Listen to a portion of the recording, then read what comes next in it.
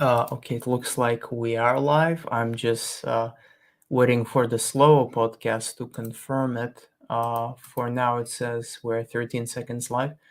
Okay, we're live. Everything. Just say a couple words so we know it works fine. Awesome. Uh-huh. Can everybody hear me Okay. just fine? Uh, I don't. Oh, we have like 6 people watching right now. They could probably say yes if they wish to. But I mean, I'm watching it live and everything works fine. So it's going to be my first live interview. Usually, when I interview people, I record them. Now I decided to like heck with it. Let's go live. MRH Legacy, Mamie. Yeah, we've got some of your friends are here. I see. Um, okay, so Awesome. basically for the people who don't know what this thing is all about is basically I'm using this channel as a venue for letting other people who are right wingers and maybe not to express themselves, and we could talk about a myriad of subjects. And I'll also be producing a lot of other content on this channel. But if you want to check out my main channel and who I am, it's UBERSOY. It's almost 10,000 YouTube channel. I have I'm currently unfortunately being attacked by a group of neo-Nazis, so I had to private like 25 videos or something. So Oh boy. yeah, I'm experiencing a few issues, you could say, at the moment, but hopefully soon these videos would be unlocked, and you'll be able to check out the cool videos that are on my channel, because right now it's mostly lame videos that you could watch.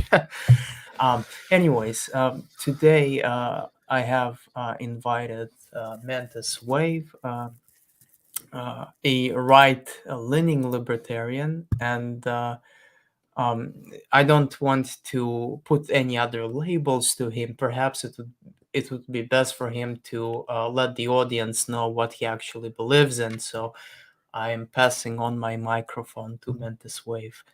Yep, even though we have different microphones, it's all good. So Yes. I'm best described. I call myself a right-leaning libertarian, but I'm probably best described as what you'd call an open-minded Hoppian, in that I don't fully agree with everything that Hop says. I kind of have my own ideology as far as that goes, but if you call me a Hoppian, you won't be too far from the truth anyway. Uh-huh. Do you want to possibly explain the audience what is Hoppianism? How So it differentiates between regular libertarianism? sure. I mean, it doesn't really differentiate too much from regular libertarianism because there's nothing really ideologically contradictory Well, about I it. mean, I would say they're taking the freedom of association to extreme, to a point of supporting expulsions of people who might be a different sexual orientation. Right? I Sort remember of. reading that. Yeah. It's sort of like that. It's more along the lines of the 10,000 or 10 billion Liechtensteins, as you might call it, in that you'd have private cities, and those cities could potentially say that the people living within that city kind of have to agree to certain terms of living in that city. And it really all Hmm. goes into private property rights and respecting those property rights. For instance, you have the right to your own body as a property right, but you also have the right to your own property as you see fit. And people who you don't want to be on that property, it can tell them to leave, basically. And we kind of push that to its logical conclusion in that we say that no one else can really tell you what you can and cannot do with your property, because if they do that, then what happens is that other people end up owning your property, and you end up with a really bizarre contradiction that just eventually Yeah. will lead to communism. Would you say that people are subject to the property of the community as a whole? uh Because kind of. doing Not really. expulsions of certain people, it certainly sounds like you're equating private individuals with property themselves. Well, you own your own property is the best way to explain it. Yeah, I mean, like if you're reading classical libertarianism, they're making sure that they're placing the individual as the center uh, um, of of legality, as opposed to the community as a whole that may expose certain people, and certain people may stay. Right. The libertarianism is kind of essentially individualist over collectivist. In fact, a lot of people will argue that being pro individual or pro collective is the true political dichotomy that we see today. For instance, what you actually just mentioned at the start of the whole video, that you're under attack by some crazy Wignots right now. That's a good example That's right. of the whole horseshoe theory coming into play, because both Wignots and Tankies, or sometimes they'll pretend to be libertarians as well, with the whole libertarian socialism, which my take on that is that it basically does not exist. Uh-huh. I agree on that one for sure. We're in agreement. Yes, because that is totally contradictory, and they're basically just tankies in denial, or as you could call useful idiots. But anyway, when those people take their beliefs to their logical conclusions, they both basically end up with kind of the same society, strangely enough. The only really big difference with the Wignots and the Tankies is that who they're blaming for their problems. For instance, a Hmm. lot of times the leftists, they'll blame the evil Sturito white male, who white Yes. male, for all their problems. And then the Wignots would do the same thing, but for the Jews. And, Yes. and it's Yes. kind of the same argument when you actually look at it. If leftists were being intellectually honest with themselves, they would end up at the exact same conclusion as Wignots. And Uh-huh. really, the sad thing is they're both wrong. They're both incorrect. They're both kind of in this bizarre collectivist mindset, and they both have a very twisted understanding of morality, and that a lot of them have both taken this ends justify the means sort of thing. You can Hmm. find that on both Wignots, and you can find it on people like Vosh. And it's really kind of funny when you realize that they both end up going to the same location. Sad, Interesting. but funny. Yes, there are certain parallels. I like how we started off as centrists here, although probably none of us would call us centrist. All right. Let's probably move into like some personal questions, unless the audience wants us to continue talking about it. I was wondering what made you start this channel in the first place. Why did you decide that suddenly I'm going to rebuttal leftist positions and like advocate for my ideology? Because I finally got tired of myself procrastinating of not doing it, to be honest. I made a very big, somewhat mistake that I almost owe the entire internet an apology for, in that I has been considering making this channel for almost 10 years. And I just kind of sat Days. on it for a really long time.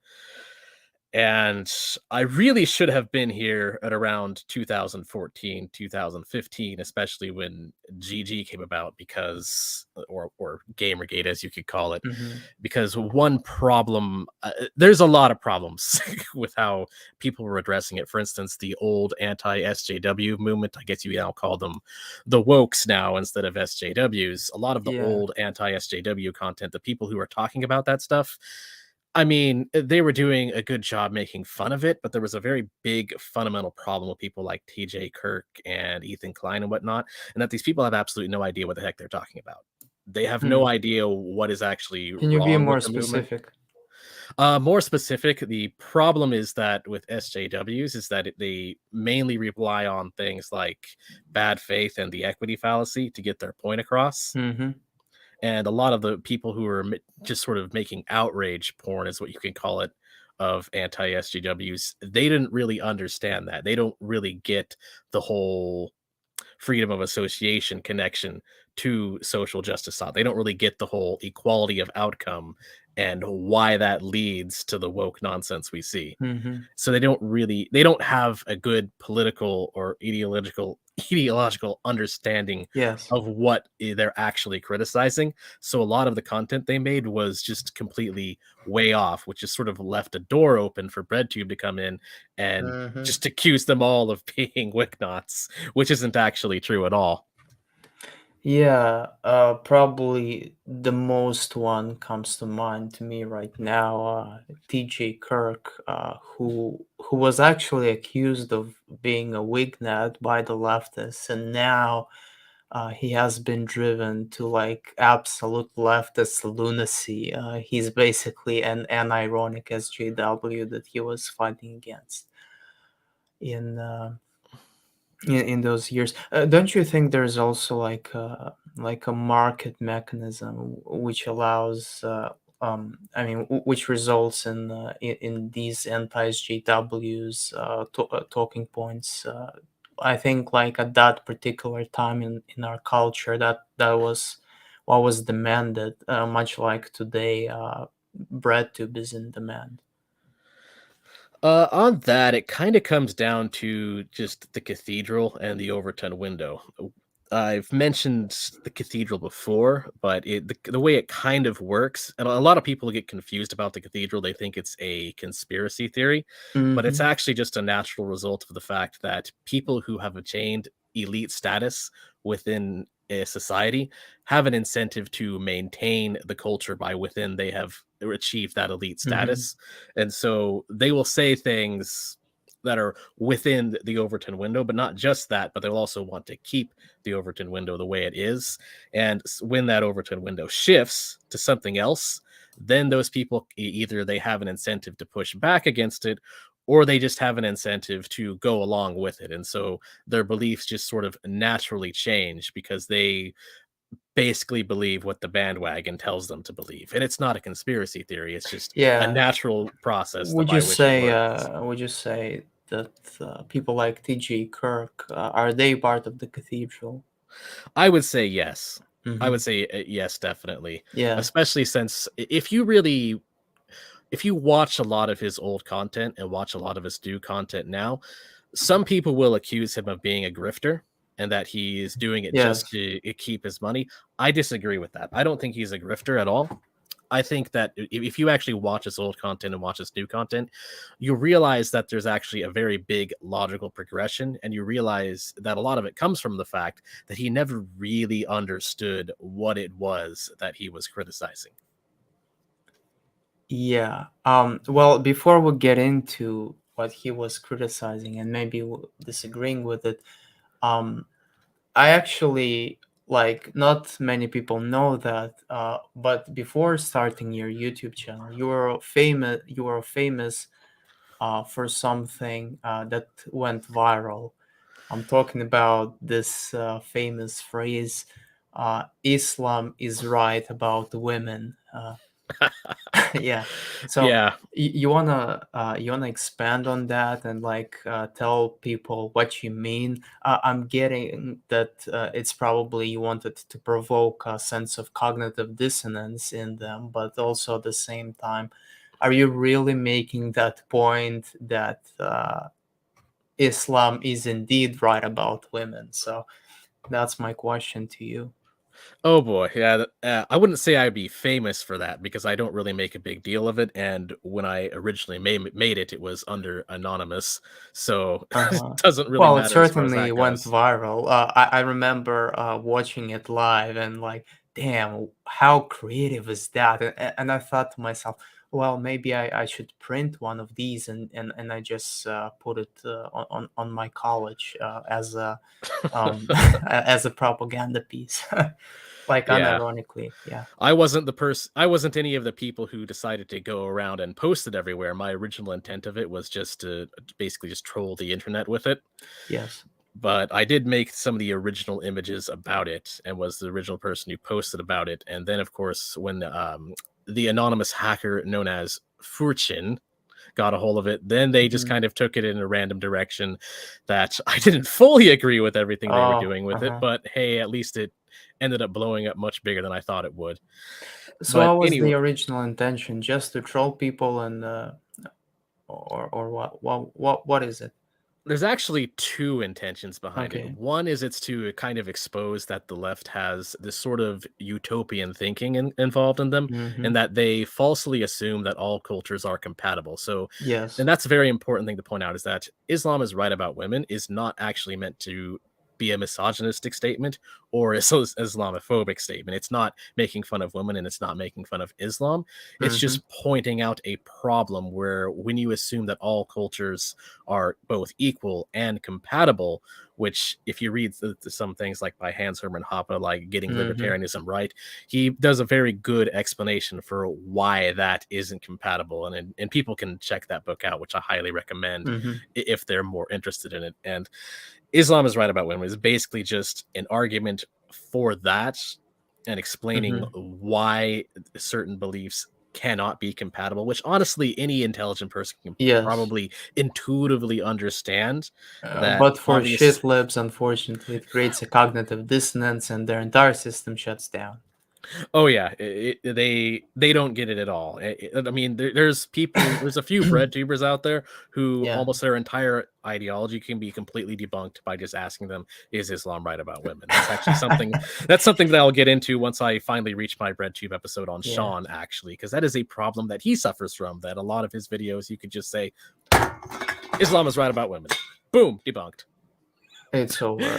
Yeah. I mean, Sean is definitely one of these kinds of people.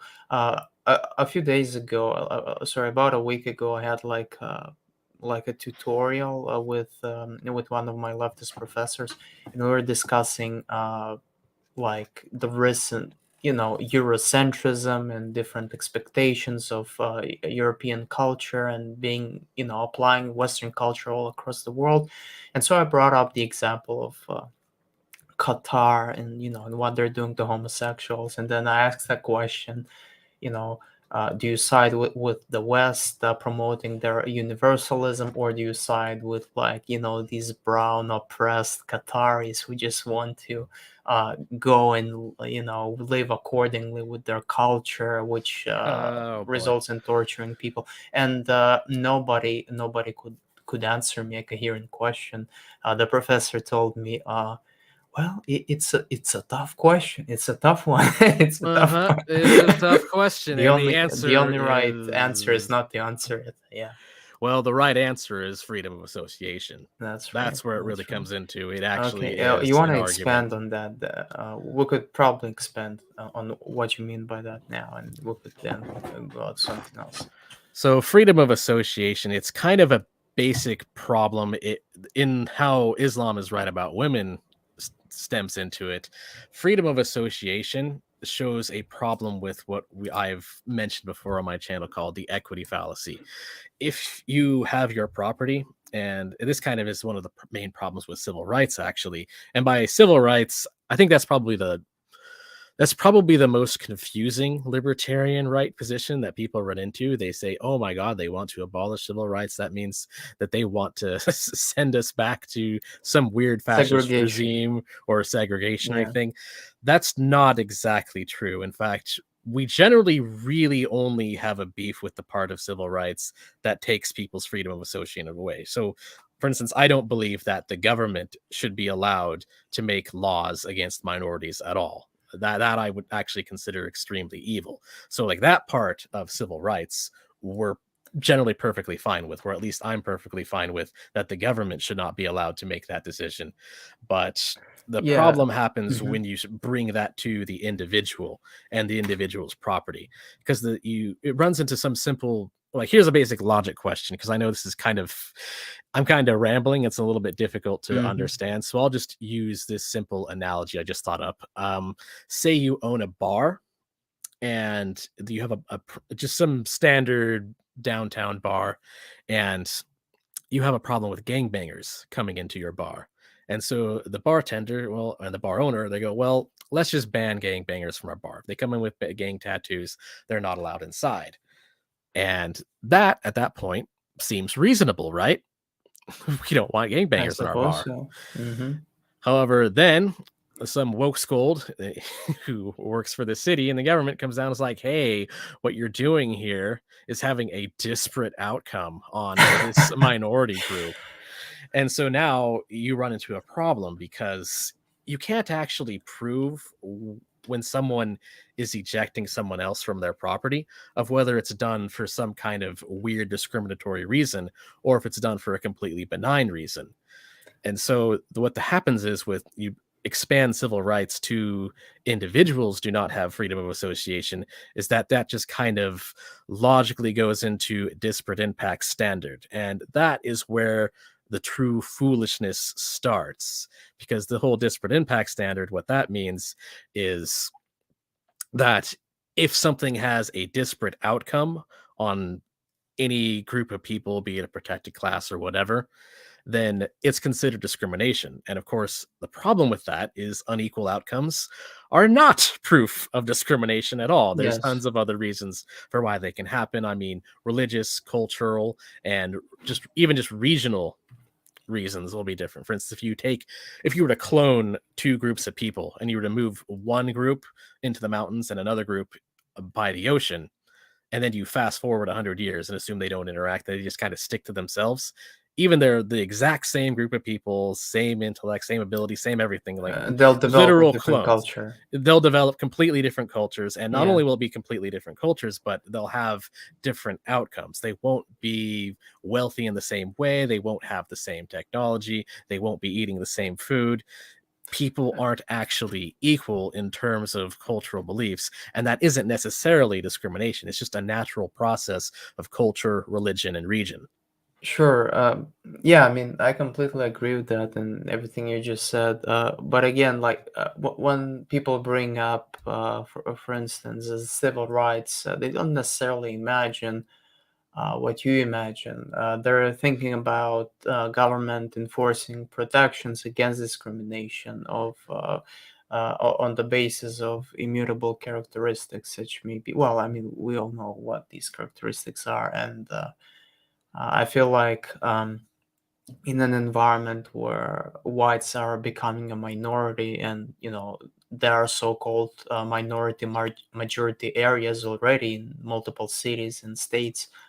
I feel like the civil rights does not necessarily uh, protect minorities. It could just protect everybody on the same basis, and we could even, I mean, like I don't know if I want to argue for it now, but we could even expand it to protect people's political beliefs, just like it protects people's religious beliefs.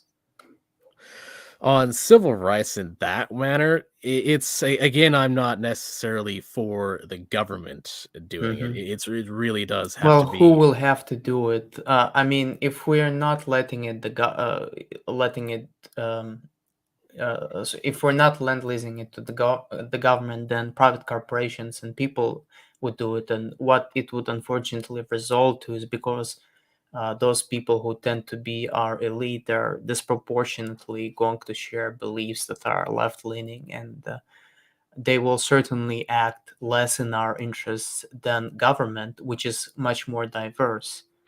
Right, that question. I kind of figured that that would be kind of the main pushback from a lot of people who are just general conservatives and see how things are currently right now. What a lot of people don't realize about freedom of association is that it can really apply either way. For instance, if someone is, how do I word this? If someone is of a certain belief and of a different belief, then the answer that we give is that they should be actually be living in different areas. For instance, it's kind of a futuristic idea of society. For instance, breaking society up into many different parts. Like one idea we have is that the federal government should be either abolished or at the very least drastically reduced. And this is just talking within the United States, and that state rights should be a very big thing, and that then those corporations, because a lot of big corporations that have that sort of belief, they really only have those beliefs because that's what's in the current cathedral. But when you give people freedom of association back, they no longer really have that perverse incentive because disparate impact is actually what results in them having those kind of weird actions. That's actually why they might discriminate against, say, white people, which I'm assuming that's what you're worried about, right? Those Well, I'm worried corporations. about that, but I'm also worried about people discriminating based on right-wing values, and it doesn't really matter what race or what gender you are. It's just like if you happen to share the views of maybe Larry Elder, it wouldn't be as good for you. You would never be published in a mainstream journal in a positive light. But if you happen to share my views or your views, I mean, it will be even worse, right? Like and there's no way we could legally combat that. Like for example, Jared Taylor, in when he was banned from Twitter, no lawyer was able to represent them. Every lawyer refused, and it was a losing case from the start. There was no legal way to push back on this because it was a private company and they could essentially do what they want. I'm very pessimistic that someone like Elon Musk would come to YouTube and every other single corporation and make it work our way. Oh, okay. I think I kind of understand now where you're coming from on that. One thing is that in Austrian economics, because that's where we're kind of leading into, what we actually want, this kind of comes into the whole monopolies question, is that a lot of the huge mega corporations will actually end up failing just due to the knowledge problem alone when you cut them off from government influence. And so you would actually have a lot more just medium businesses taking care of that.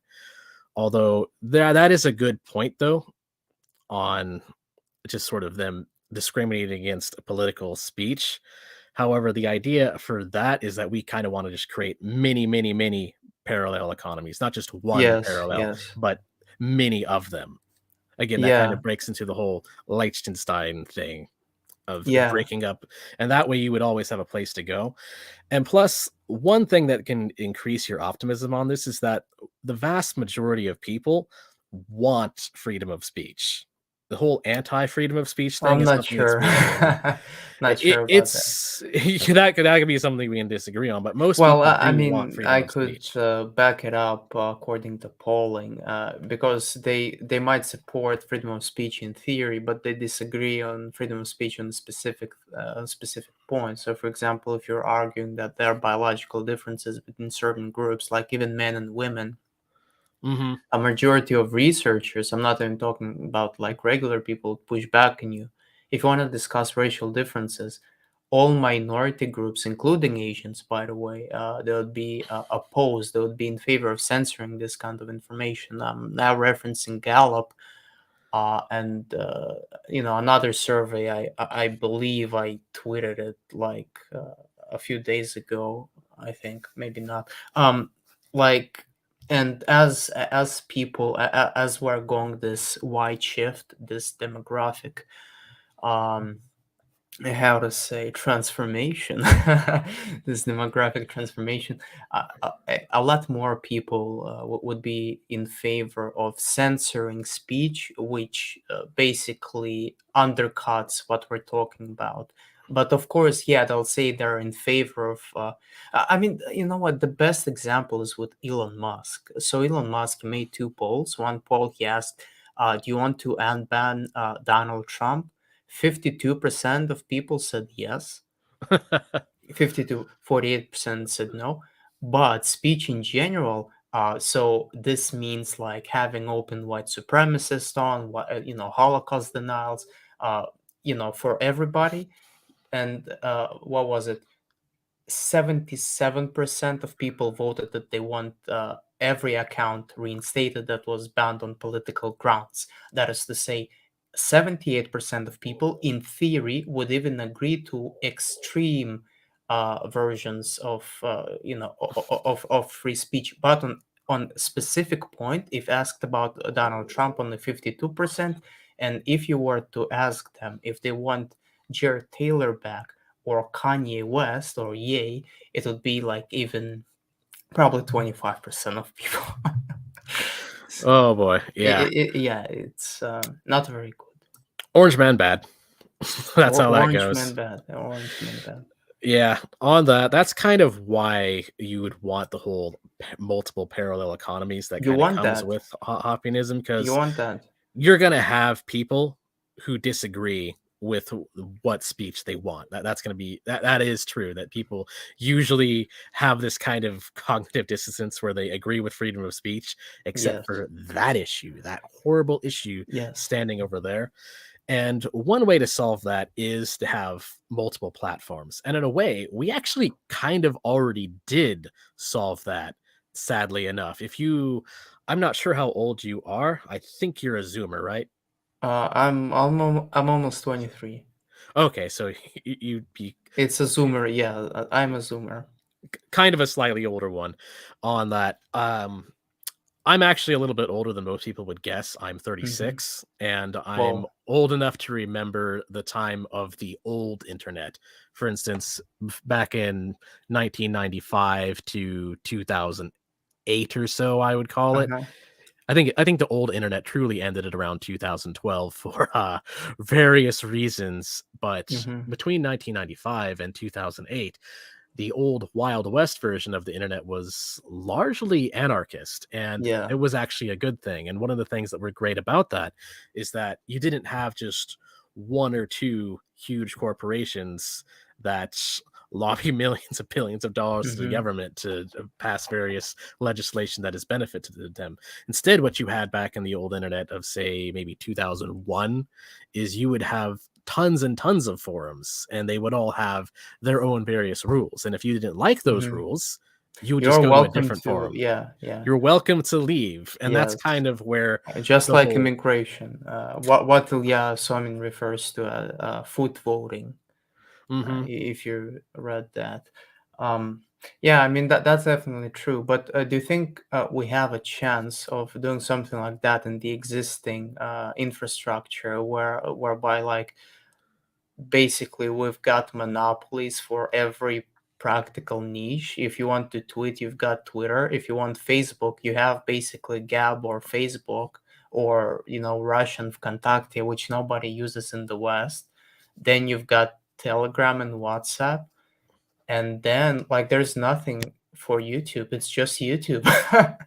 um mhm, all of the rest, like the only some form of a diversity that we have is probably on streaming platforms, I could say. mhm. So I'm There's also asking. Rumble and Odyssey, but they're both Well, still pretty small. yeah, yeah, I didn't mention them because uh, it's like nobody of my friends even knows what Rumble is or uses. A lot of my friends, they're using Odyssey, but Mhm. Rumble is it just didn't quite make it. Yeah, So, I'm so not sure so I'm what they're asking doing. you, like, how do you even plan to? Because the way I see it, you won't be able to um, destroy these monopolies without a governmental intervention. I don't see how you could break the monopolies. Oh, right, on that, so Hmm. in the long term, I think it's possible to do that, but I guess you're worried more about the short term of how the state is now, like, what can we do now to fix issues? Is that what you're kinda asking? Well, I'm not really sure about short term or long term. I think like what I say applies to both, but I mean the basic question is that how do we remove the tech monopolies and have the internet go back to the wild west that you've described you've lived through? That's a good question, and it's not an easy task we had to have ahead of ourselves, because the internet has kind of allowed itself, as well as sort of Western governments, to get into this sort of mess. Because for a while there, the old internet was pretty good proof that freedom of association and what you could call private borders could work and give people freedom, just on it as a test as an internet society, is at least how the Hmm. internet used to work. And of course now, yeah, we do have a lot of big tech organizations saying what you can and cannot say, like what Elon Musk just kind of came out about. In fact, he claims he might be releasing more soon on Twitter of the part 2 of the Twitter files, but part Uh-huh. 1 of the Twitter files, of course, showed Twitter and the Biden admin like, yeah, we're just going to censor this, even though we know it's true. So they censored the Biden laptop leak Mm-hmm. under the Yeah. guise that it was hacked materials, which of course means if they're hacked materials, then it must actually be a true hack, which means they knew what they were doing and they knew that it was true. And yes, in the whole short term of Mm-hmm. democracy and everything and how the West finds itself, yes, that is a very big problem. And I can see where you're coming from because it basically, the way we're at right now is that Western societies that rely on democracy are effectively becoming dictatorships by whichever side can push the most propaganda and who Uh, can hide information. And it is very sad to see what we well, can. mm-hmm. Go ahead.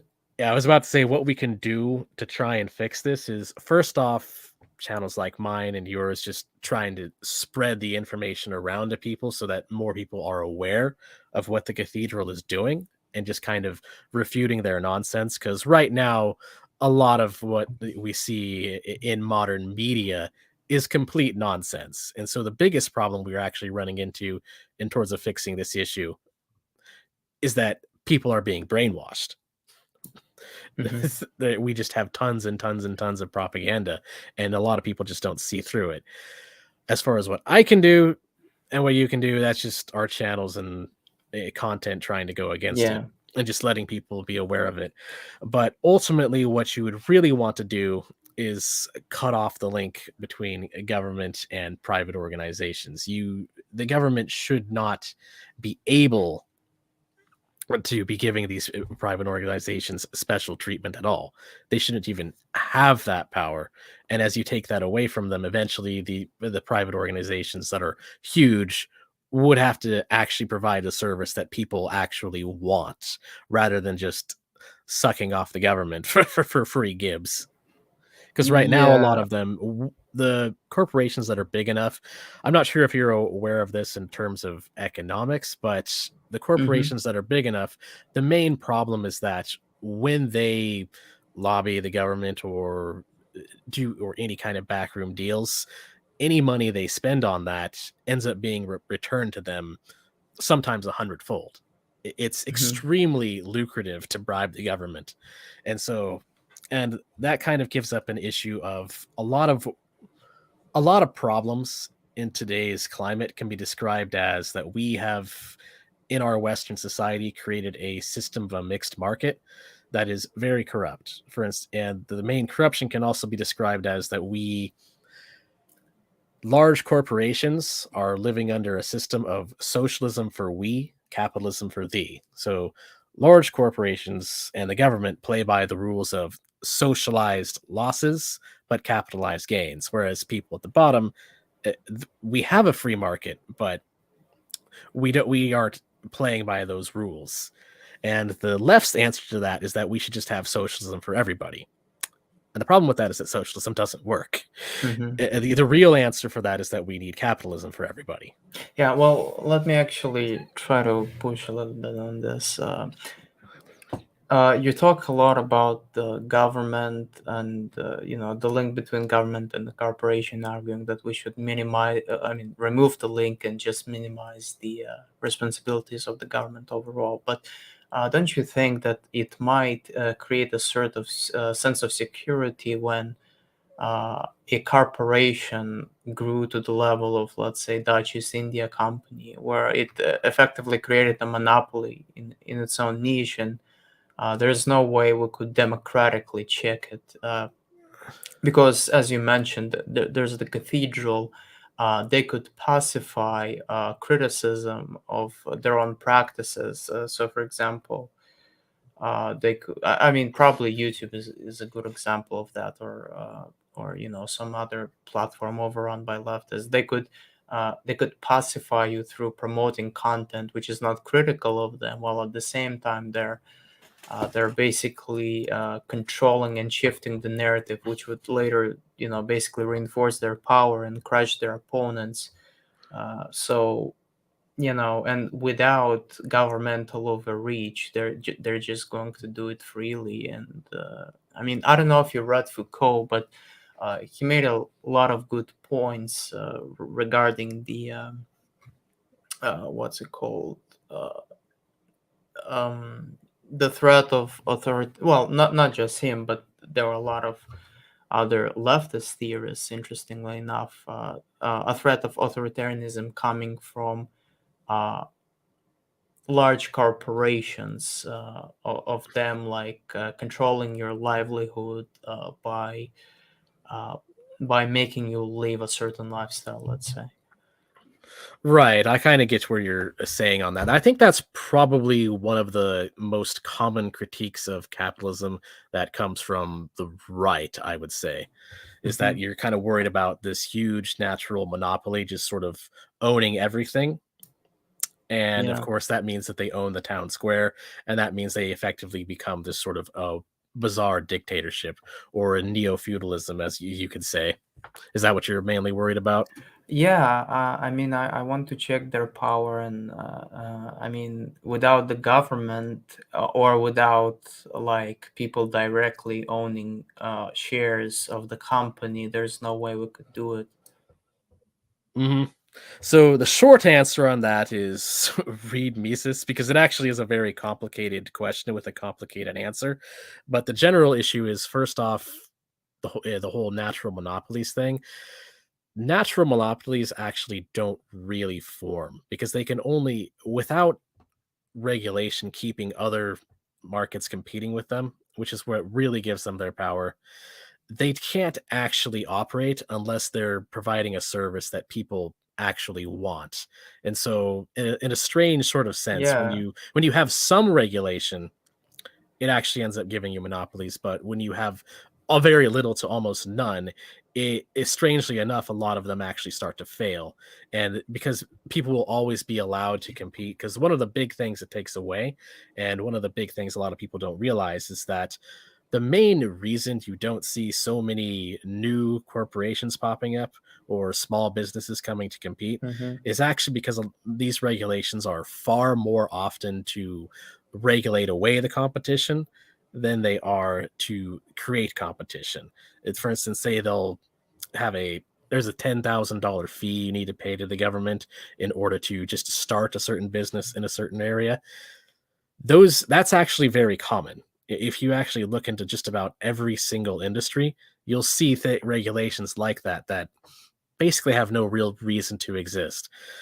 And that is where the real issue lies, is that a lot of these big corporations are in fact coming from government regulation that is protecting them. In truth, big corporations suffer from serious problems of the knowledge problem. Do you know what the knowledge problem is? I think you do. I actually do not know. I've heard it a couple of times. I do not know the exact definition.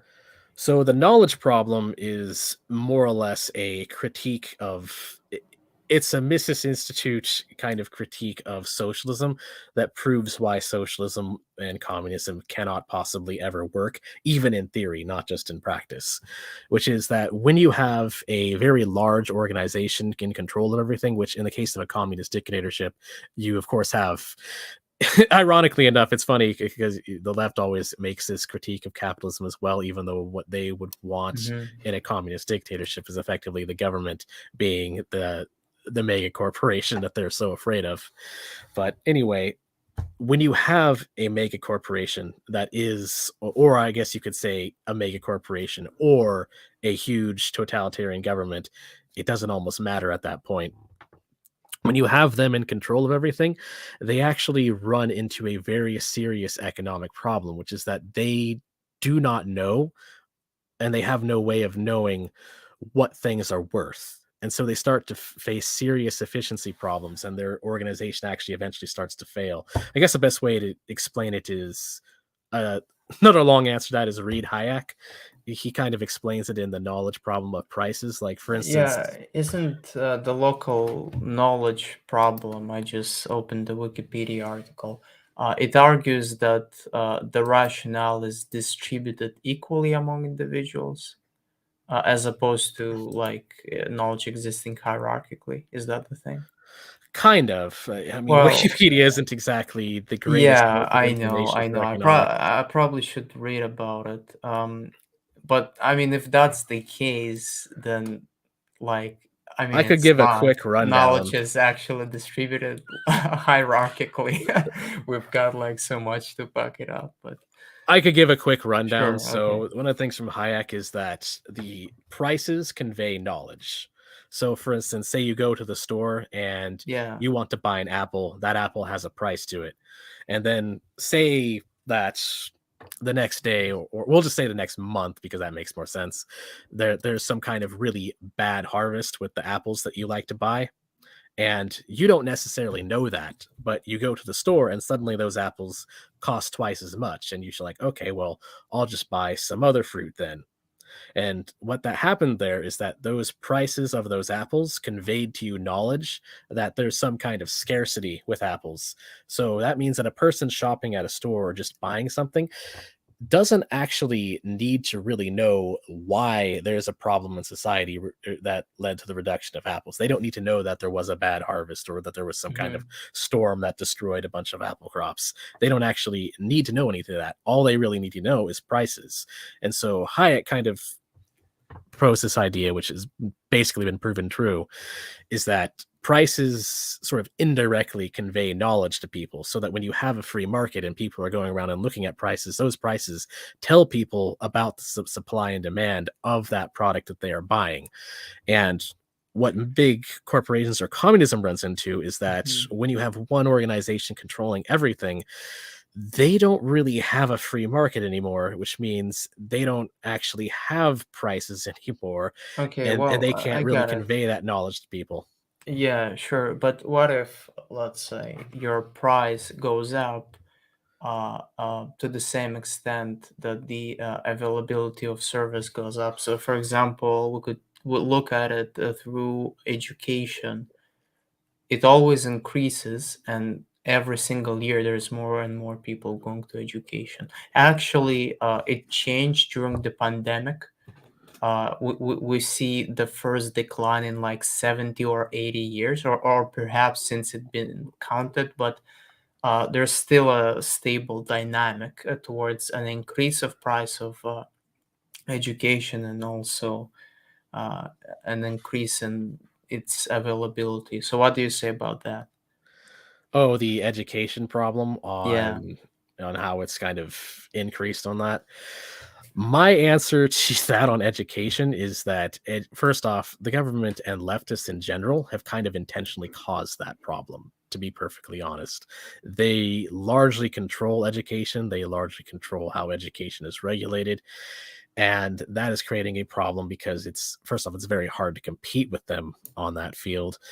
A lot of what I guess in the short term, a lot of what Cato actually wants would Hmm. actually make a really good answer to that is that we should be more for charter schools and vouchers and kind of taking that away from public education and giving people more school choice. Because right now, what's happening is leftists control public education and then they pass laws and regulations that just increase their control of public education, and it just kind of spirals out of control, and it's creating a lot of Okay, inefficiency and lack. there's actually quite a few questions from the audience with regards to you. So the first question is by the myth. Mentis, what specific regulations are you against? So it relates to the question of talking, regulations against governmental intervention into, let's say, social media, where I was making the claim that. Um, we should regulate it by basically extending civil rights to protect political beliefs of people. And you are saying that we shouldn't do that, and we should cut the ties of social media companies with the government. So, um, what specific, I guess, what other regulations are you against? Ideally, all of them that we can actually achieve. Like, I'm kind of a futuristic Hoppian in that sense, in that the ideal scenario is that you would get rid of anything that people don't actually agree with, and it would be entirely voluntary. However, I'm also fully aware that in the immediate short term of things that's not exactly realistic right now. So my general idea is first get rid of the regulations that we know and can prove are causing a very serious problem right now that would immediately open up the market a bit more. For instance, one thing I would like to see both libertarians and conservative politicians work together, because we're obviously not going to get the Democrats in on this, Yeah, is well, uh-huh. I'll tell you Uh-huh. what my Yeah. my answer is on this. So, what I would kind of like to see is libertarians and conservatives working more closely together on agreeing what regulations can we just kind of slash off right now that improve the market.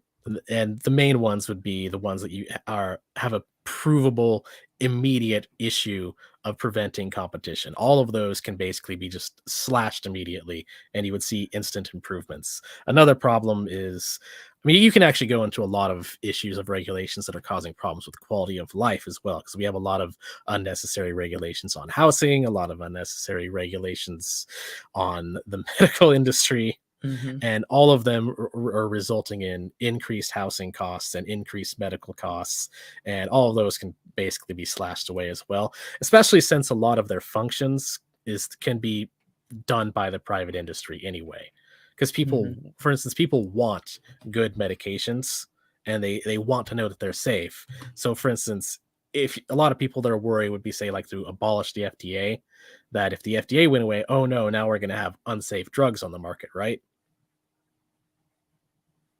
Well, I'm not making that claim. I don't Right. know.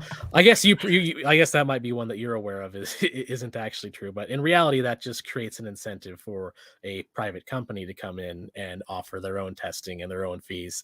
And of course, it's going to end up costing a lot less actually than the FDA, because then you have actual real competition there. I guess what we're saying is that in terms of Austrian economics, big corporations are kept in check by competition. So you want to slash anything that is preventing competition first. Mhm. And what happens is you actually, ironically enough, you'd end up with safer drugs in the long term, Yeah, and it well, would cost less too. but here's the thing. What if people don't want to compete? For example, I was reading a survey about like women and men's anthropologists, psychologists, and sociologists on like a variety of issues, and basically it was overwhelmingly seen that male surveyed experts were pro competition and pro uh, seeing people of different ideas trying to express themselves, and women for the opposite. They wanted some form of an orthodoxy of one specific worldview. So, like, you've got a lot of people, and especially with the changing demographics, that they don't really want to compete, that they want handouts from the government, and that they basically want the and not, I mean, not just the government, like the private corporations and culture at large to reaffirm their personal political beliefs. So we basically exist in that infrastructure, and like how many of them would actually want to compete, and what do you even see in terms of competition if we remove the economical aspect of this? If we look at cultural competition, which does not require profit necessarily, what do you see as competition? I'm not entirely sure what you mean by that, because honestly, really only one person has to want to compete to actually start a business to compete. So I mean, if people Well, that don't I want no, to, I mean, if we're talking about cultural competition, then I essentially mean something to the likes of Richard Dawkins, who wrote the Selfish Gene. I believe the last chapter or near the last chapter, he was arguing for an idea that there are certain informational units known as memes, the ones who, the ideas that are adopted by the most amount of people, they win the evolution. So that's why, for example, we have Christianity, or at least we had a Christianity until very recent times, and now we have this wokeness. Oh, because these ideas they were successful in convincing a lot of people and out competing their rivals, right? So right. yeah, in the framework of of changing demographics and mostly increasing women's role, not just in our economy but in our cultural elite and like just production of knowledge in general, you have like a very, anti-competitive memes that are flowing around, so to speak. So what's your thought on that? What's your take? That kind of goes back in the sort of breaking society up into smaller parts instead of having one Yeah, are huge you place. on ANCAP? There's actually a question from the audience. Are you on ANCAP? An ANCAP, sort of. I basically am, but I'm also a very open-minded one. So yeah, the Hmm. best way again that to really understand that is read Hop. Yeah, so your idea to like push back against those values which minimize competition is just break society into a couple of small societies like. Yes, that Mhm. basically forces them to compete with each other.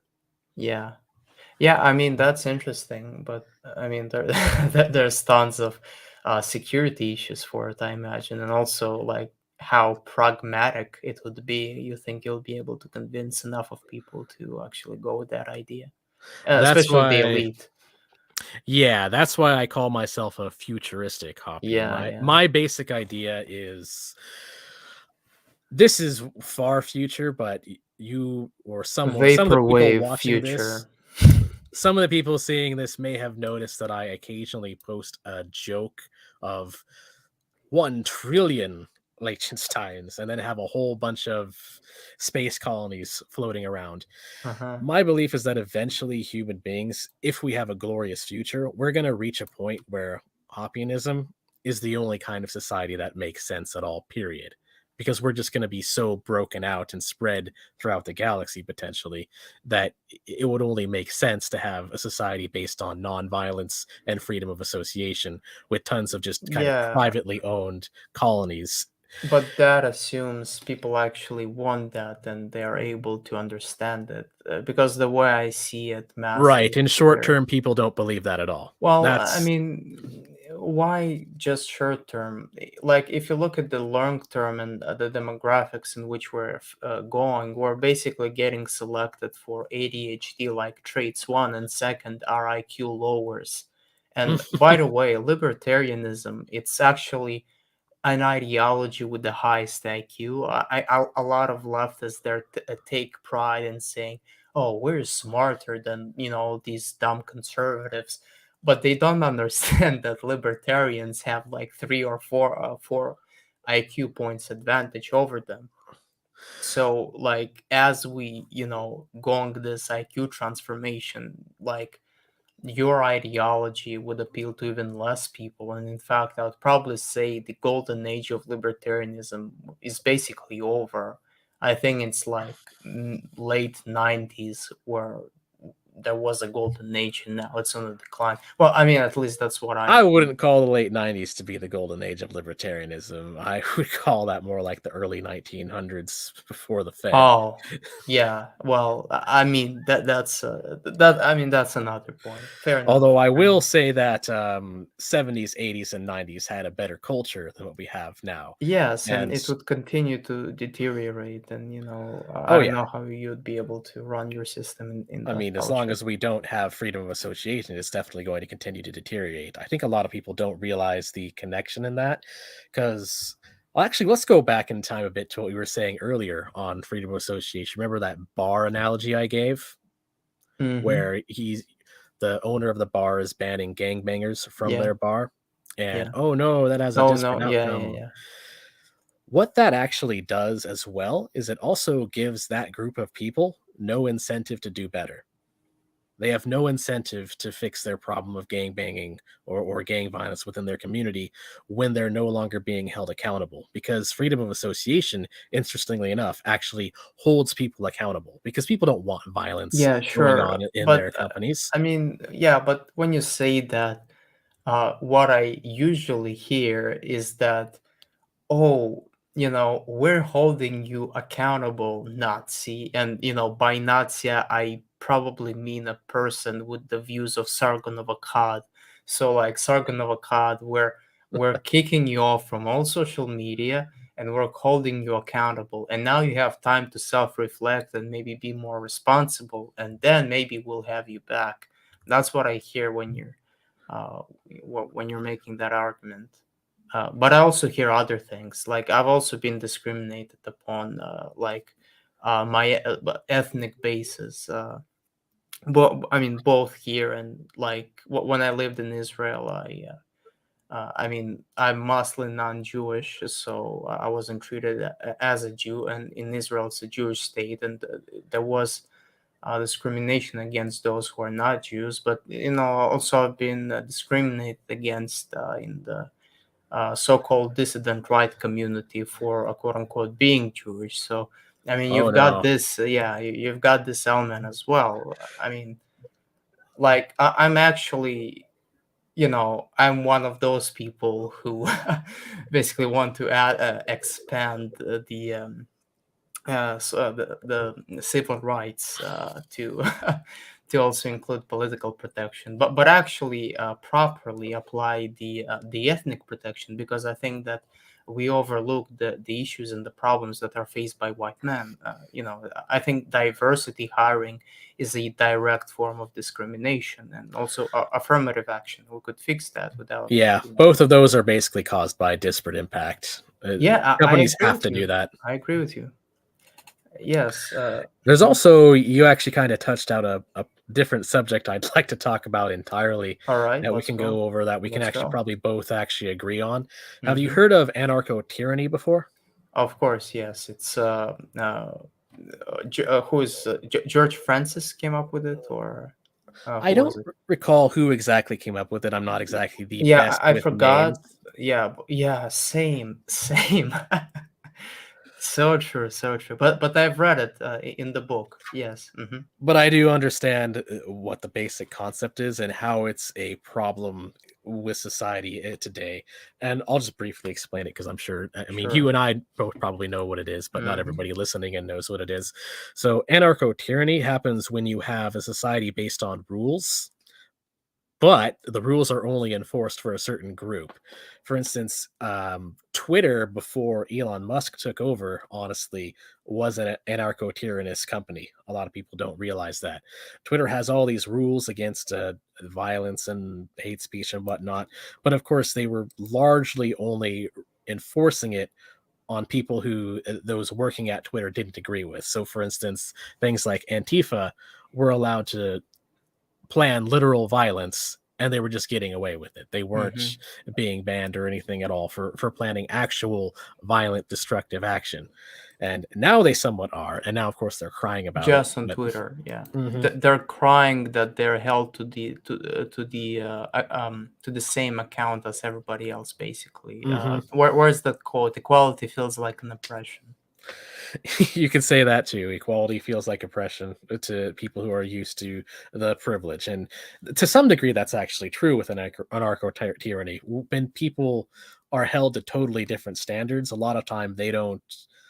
A lot of times, normies don't psychologically realize that they're being held to different standards, and they just kind of get used to it, and Yeah. they just kind of feel entitled to it. And that does create a problem in our current society because a lot of people don't realize that, for instance, like on racism, for instance, a lot of times that people are perfectly fine with anti-white Yeah. racism, but Yeah. not perfect. But of course, we're rightfully against racism against, say, black people. Like I don't consider myself a racist at all. I don't Same. believe that we should actually be discriminating against blacks. But then I Exactly. see Yeah. these exact same people saying that, but they're like, oh well, we should discriminate against white people because disparate Disparate outcome. incomes. Yeah. Yeah, and that I find to be completely ridiculous because you're basically just blaming a whole entire group of people. And back with the Geneva Conventions of World War II, I thought that people kind of figured out that collective guilt is an extremely, extremely stupid ideology to have. Apparently not. Apparently not.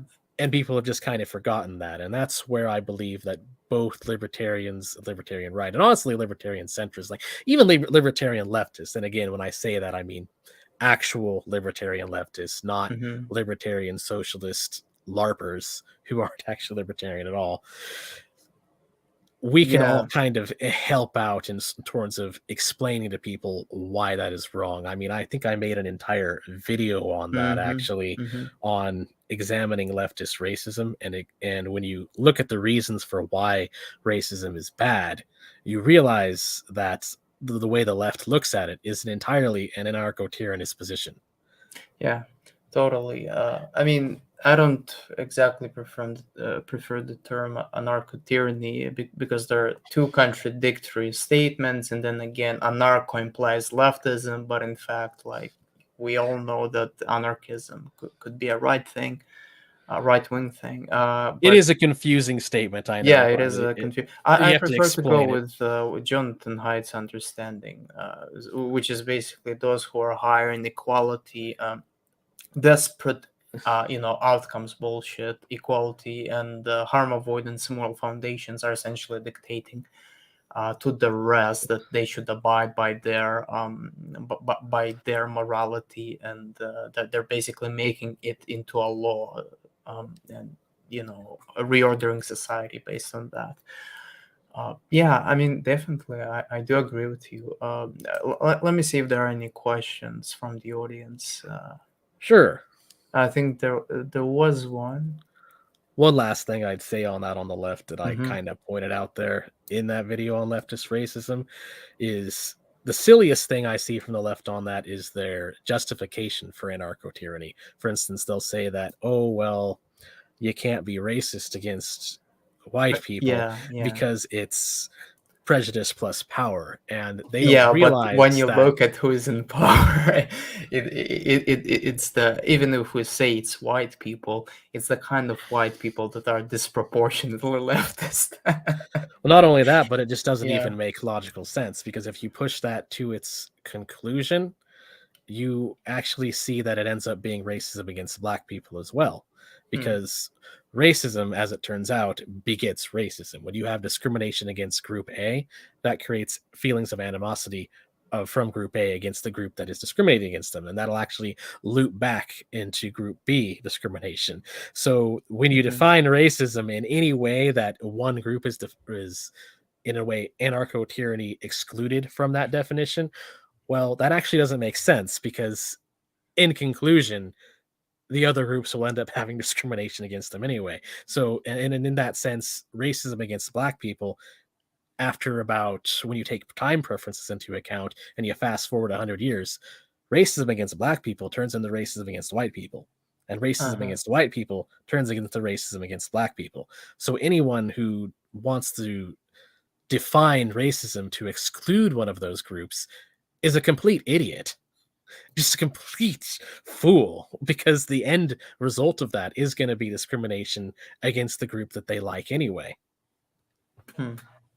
I never thought about it that way, but that's certainly interesting. I'll probably rewatch the video. You made that point in the video, is what I'm thinking. Yeah. Yeah, a lot of people don't seem to have noticed that, and it's kind of Yeah, sad. it went That's over me. Hmm. a lot of people don't realize that because people are often thinking of things in terms of the short term. They're like, oh, group A has a disparate outcome, group B, blah, blah, blah. So we should discriminate against Well, group A. I And mean, they just don't think about I that. think, well, at least I think in power relations, like I don't think there's any way for white people to fire back given the current infrastructure in which we find ourselves in. So I just don't see it backfiring. Like if you look at the liberals, basically the only people who feel guilty about being white over time as racism increased against their group from blacks, they became more anti-white and they became more white if you sorry and they became more pro-black and anti-white as time passed by relative to like everybody else, even relative to black people. So I don't know, it doesn't seem to be working with white liberals who are a totally different race from us, probably. Mm, um interesting. Yeah, yeah. Anyway, you So said you wanted to answer some questions from the well, chat. there was one. No, you want to. It was a question for you. If the consumers can tell what's going with the markets by prices, can they also count for inflation? I didn't really get the question, but hopefully you Let me understood it. see. Where is this question? 7:44, 7 p.m. Well, you're in Pacific, so it's going to be different. So it's 44th minute. Um, Uh, who asked this by question? Robomate. Where is Robomate's question? I don't even see him on here. Jesus Christ, we have a mental breakdown Oh, there he is. in the chat right now. Oh boy, who Yeah, I'll who? actually address some of it in the video The that's answer coming is the up. Bizo. That's who. Yeah. Anyway, okay, there's Robomate's question. If the consumers can tell what's going on with the market by prices, can they also account for inflation? I mean, well, people are going to notice that inflation's going up. They're going to see Yeah, when yeah, that's because I what mean, I thought. inflation happens when you have the same when you have more money chasing the same goods, you're going to have inflation because money is basically subject to the same laws of supply and demand as everything else. Mm-hmm. All money Yeah. really is. And this actually kind of additionally Mm-hmm. shows just how silly the communist idea of getting rid of a money based market is. All money is it's just a trade medium. That's all. Mm-hmm. We've just decided to human beings a long time ago decided to use money starting with gold as a trade medium because like, oh hey, everybody likes this, so let's just trade with this and assign prices to certain things based on gold, so that way we're not having to barter for everything, because bartering is the old economy, and bartering is it works, but it's horribly inefficient because people don't necessarily know what is worth what, and you have to basically haggle for, oh well, I'll trade you this many eggs for that much wheat, and every single transaction ends up being haggling, and it's horrible, and nobody actually likes it. But more importantly, it makes it so that people have to be with gold. You don't necessarily have to be in the specific industry of someone who they want a product I from you. presume you're a gold standard appreciator. I do like the gold standard, but I mean, we can use other things. It doesn't Okay. have to be gold. Well, what's your thoughts on Bitcoin? Bitcoin is great. The government needs to get out of it because Bitcoin was doing great for a while, and Mm-hmm. cryptocurrency in general, but now they're kind of crashing down on it, and they're like wanting to tax on any kind Yeah. of gains, and it's having a pretty negative effect on the cryptocurrency market. You can actually that's almost a subject for an entire video I could make, but you can see points in where government coming into position of saying, hey, we're going to regulate the cryptocurrency, and then you can look at the crypto market and just seeing it going down from there. You think it, that's been the downfall of Bitcoin? it's one of the downfalls. There's a lot of downfalls, to be honest, of Mm-hmm. why Bitcoin is currently doing poorly. It is a big one, though. I mean, that's an entire subject. But anyway, back to the whole supply and demand of Mm-hmm. Mm-hmm. money of and communists. The thing they don't get is that by getting rid of money, they're not actually improving anything. They just bring themselves back to bartering, and that's kind of where the knowledge problem comes from. For instance, a really funny question you can ask a communist is like, well, if you're against money, are you against bartering? Hmm. And, Yeah. like, are you against directly trading with your neighbors?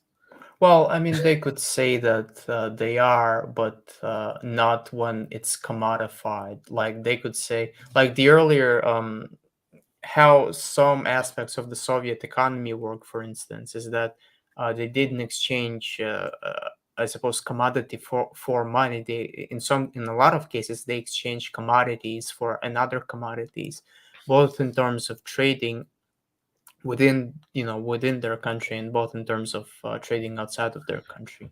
Mm-hmm. Also, I want to quickly respond because RoboMate actually just made a he kind of explained what he was talking about. He was I Okay. meant more in the sense of money value is decreasing to do various reasons. Fiat. Oh boy. Yeah. Abolish Parentheses, the Fed. parentheses, parentheses. Abolish the Fed. Goodbye. Yeah. Yeah. That Well, there is definitely a problem with one private and name only organization controlling all of the money supply. That is an issue. what do you make of the point that I believe a few post-libertarians and libertarians have made is that the Fed is most there is the lowest inflation possible when the Fed is de facto uh, run by like some appointed people by the government. I haven't heard of. Can you explain that a little bit more? What you're saying? Because I Well, think you're saying the opposite of basically, what you're saying. really, well, okay, I mean, I forgot who wrote it. I think it was like it wasn't then maybe it was taken from the book 10% Less Democracy, maybe something else. Some of these books. So the point essentially was is that researchers looked at at the federal like at the money printing machine, so to speak, in Hmm. countries where it's more or less democratized and when it's run by the public, and when it's either appointed by the government or as you said, it's privatized, but they don't make any distinction. I personally believe that money itself should actually be subject to competition as well. That's actually one of the things I So liked no about money crypto. print. Well, who will print the money? Where are you going to get the money? A good example of that would actually be cryptocurrency. In the future, I think crypto could actually, in a potential more libertarian and free society, cryptocurrency could replace money basically. And it ends up getting chosen by, again, supply and demand. And you would have multiple currencies kind of competing, and there would be a market for them, kind of like what we have now, which in a way you actually kind of already can do that. You can already have a crypto wallet and you can already trade in different currencies, and you can already go on some, or what it's called. One thing for people in chat who don't know about it is to look up agorism, or agorism, I guess you could call it, sort of the black markets. You can actually already do this. It's just not very popular right now, Well, I mean, but I you can think go if a do it. lot of people would be engaged in it, like think of the inflation. Right now, what is it? It's like 8%. It's going to be way more. Oh I think god, the inflation. Yeah, that's a it would, problem. yeah. I You're mean, talking about the current Biden administration as well as other Western countries right now that are facing a lot of inflation from all the yeah, money and money spending they printing. printed. Yeah, but like imagine if individuals are like printing money themselves and we haven't lend listed to like, I mean, shifted responsibility to the government or, a structure that is independent of the government but is still somehow structurally related to it. If we shift it to individuals, then they'll just pursue their own financial interests and they'll drive the prices. I mean, they'll drive the currency down, the value of the currency. Right. People can do that, and you can argue that it is a problem. Again, it's kind of in its infancy right now, and Yeah, my I don't assumption know. I'm is. very skeptical of it. I Mhm. think it's going to be much worse than cryptocurrency. And I was hoping for the cryptocurrency, by the way. I even made a couple thousand from it before exiting and closing everything down. Um, There are so coins most people designed to lost be. money on it, though. Yeah, most, well, right now definitely people are losing money because Yeah, it's a well, it's a even not bull. right now. It's a I bear mean, market. I remember when Bitcoin was 70%, sorry, 70,000 USD. I was reading an article where it's basically 80% of the people lost their money on it. um, Not sure how accurate it is, but I mean, it's not that optimistic. Yeah. And I'm also just reading chat right now because we've got a bunch of different Hmm. questions on there. Let's see, Adam, stop saying anti-Semitic things in chat. Yes, people, please in chat, do not say anti-Semitic things. We don't want the goyim to know. I'm joking. That is Yeah. cringe. Anti-Semitism in chat is cringe. We Please cut that disavow. out. Definitely. Anyway, and I that. just like usually just ignore it. Some of it I will actually address in the video, but some questions they're not even worthy of a reply. Yeah, that's one thing I'm also trying to do with my channel is kind of bring people away from the Wignot philosophy because a lot Yeah, of people yeah. have made this huge mistake in that, oh well, you can either be a bread tube mentality or Or you can be a a straight up Wignot Nazi. Yeah, mentality, and yeah. that is just completely false. You can totally be a right winger and not Hmm. be like this cringe psychotic racist Wignot at all Yeah, times. You who don't have goes around banning other people's channels if they're right wing, going for their own side and spreading toxicity all around. And yeah. actually, Must be really cringe for you yeah, since you're Jewish yourself, aren't you? You're partially Jew? yeah, yeah. Yeah. I mean, I like right now I'm experiencing a neo-Nazi attack as we speak, and I had to delete, well, not delete, but private a lot of my videos. So, Yeah, it's um, just sad. but I mean, the funny thing about it is that they're they're basically making it worse for themselves. They're proving that they're actually that they should be a target and that they're antisocial and that their ideas ultimately lead to things like what I'm experiencing right now. Or That they're the same as uh, the left. Yeah, well, I mean, I wouldn't say kind they're the of. same They're not the with same the exactly, left. but they lead to the same area, kind of. They I lead to wouldn't a similar broken society. They I do mean, lead to a broken society. That's mhm. right. But I was making the point that they're essentially dangerous to themselves. Like, I mean, look at Kanye. He basically just ruined his own career. Oh God, It was Kanye. so funny. Well, Oh, Ye, Kanye. Ye, his Kanye, preferred he, pronounce. ye, Yeah. ye. Oh boy. Um, I don't want Hilarious, to I will be admit. name phobic. Don't want to dead name people.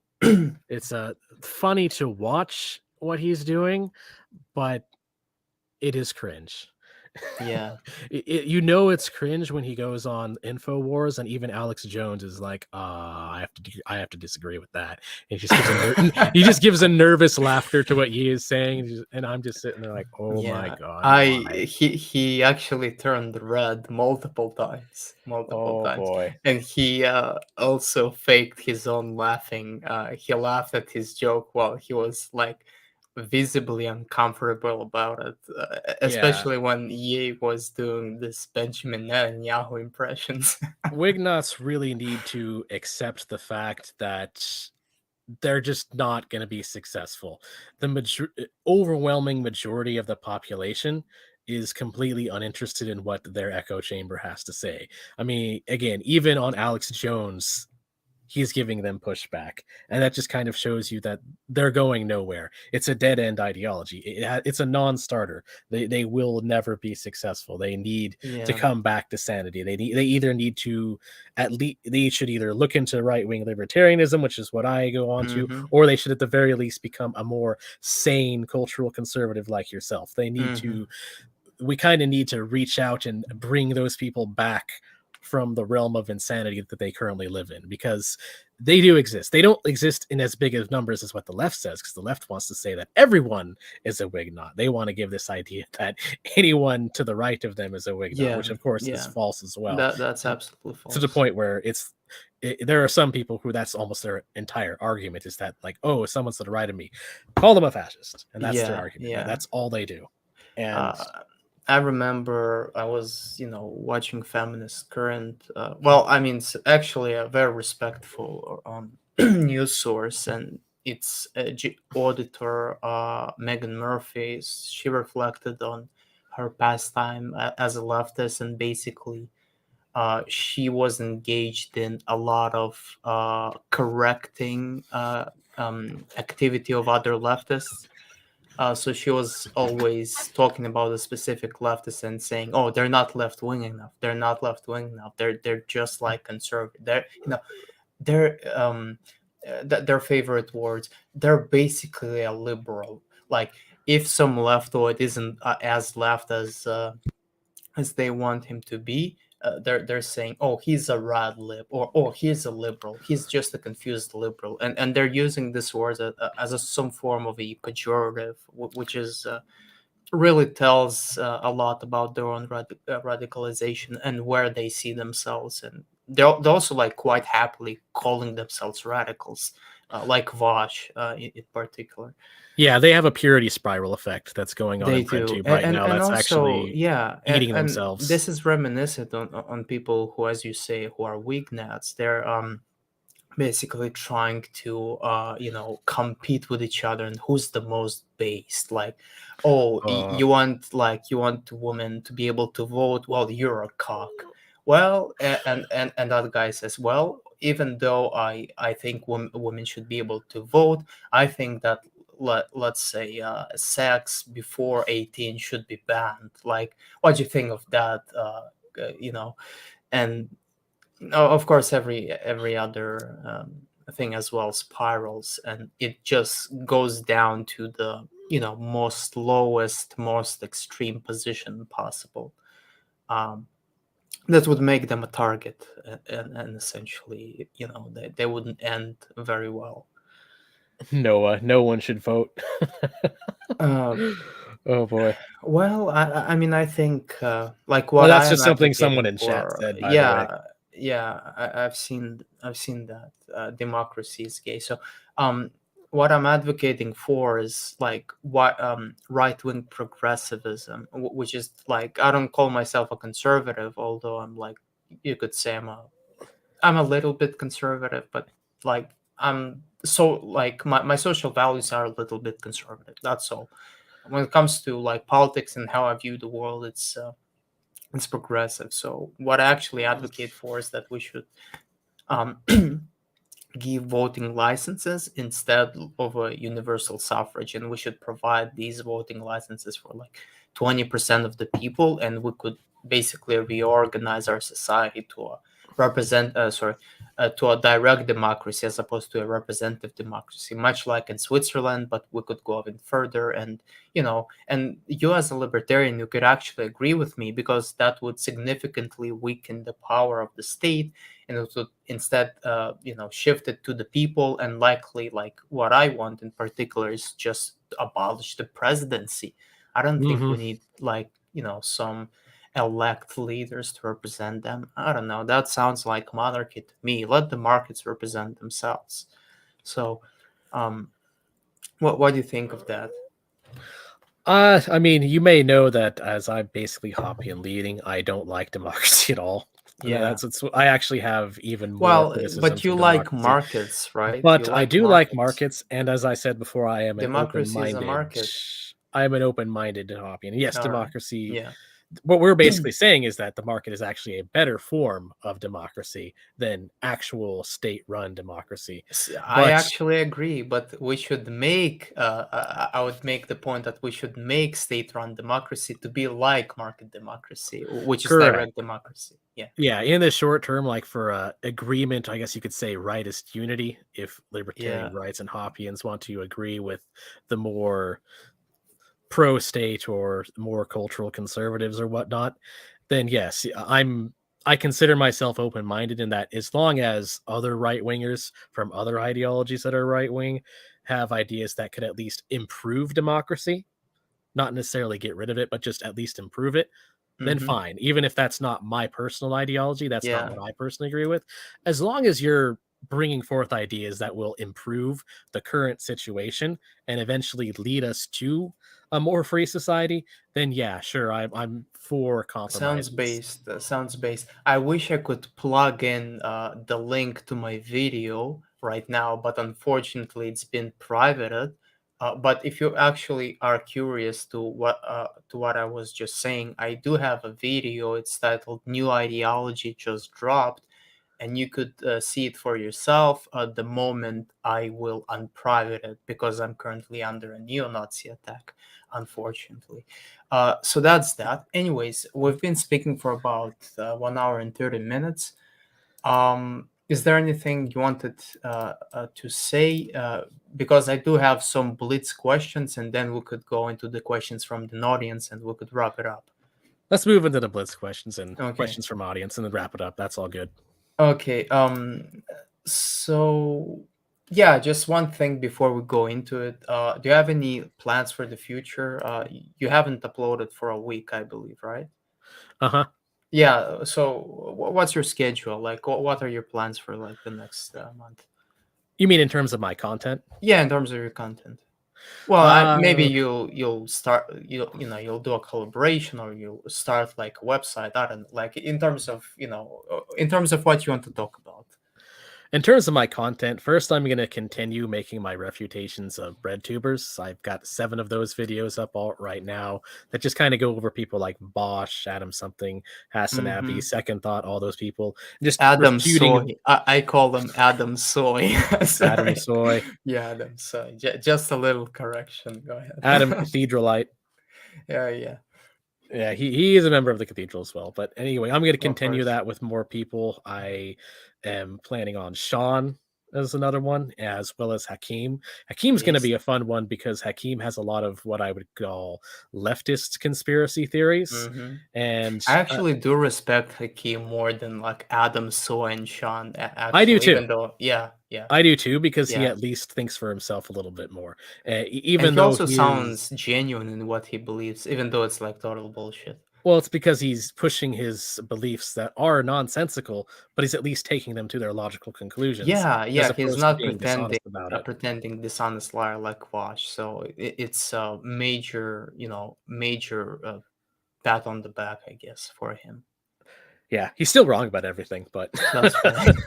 Well, probably not at everything, but like the vast majority of things. yeah, I'm exaggerating, Yeah, obviously. yeah. He's right about a I few mean, things. He's right about the like, mainstream media being dishonest, but where he kind of takes that into things like the North Korean utopia conspiracy theory, which will be one of the things I'll be talking about when yeah, I get to his okay. video. Here's, I mean, I just want to cut you off for a moment. I mean, I hate when it's brought up. I'll just, I got a little bit triggered, so I'll answer a question by Noah, who said, "Why call it the cathedral when it's in fact the synagogue?" So, I mean, No. if you actually want to explore to what extent Jewish involvement has been in shaping, I guess, the current elite and our general consensus in general, there's a very interesting article by Viver. He explores the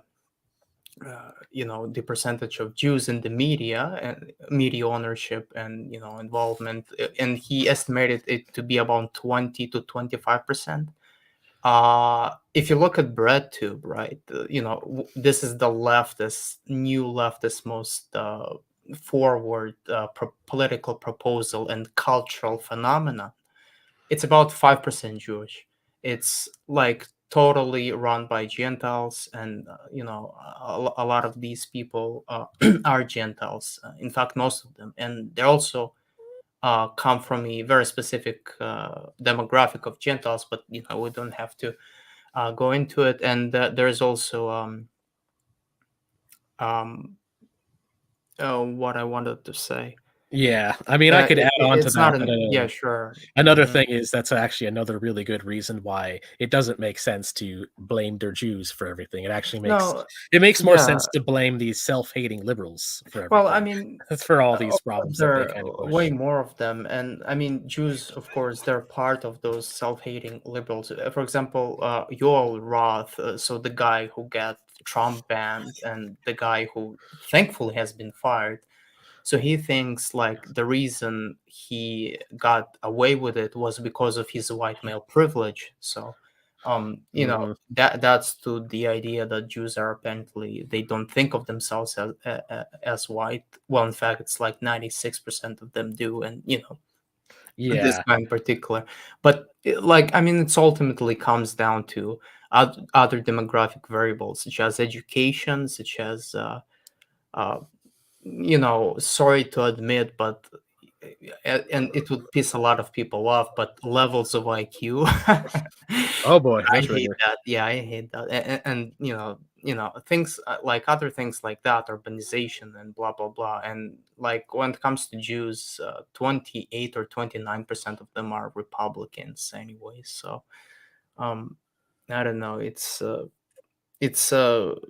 very dumb argument, and the people who are making it, they haven't done their research.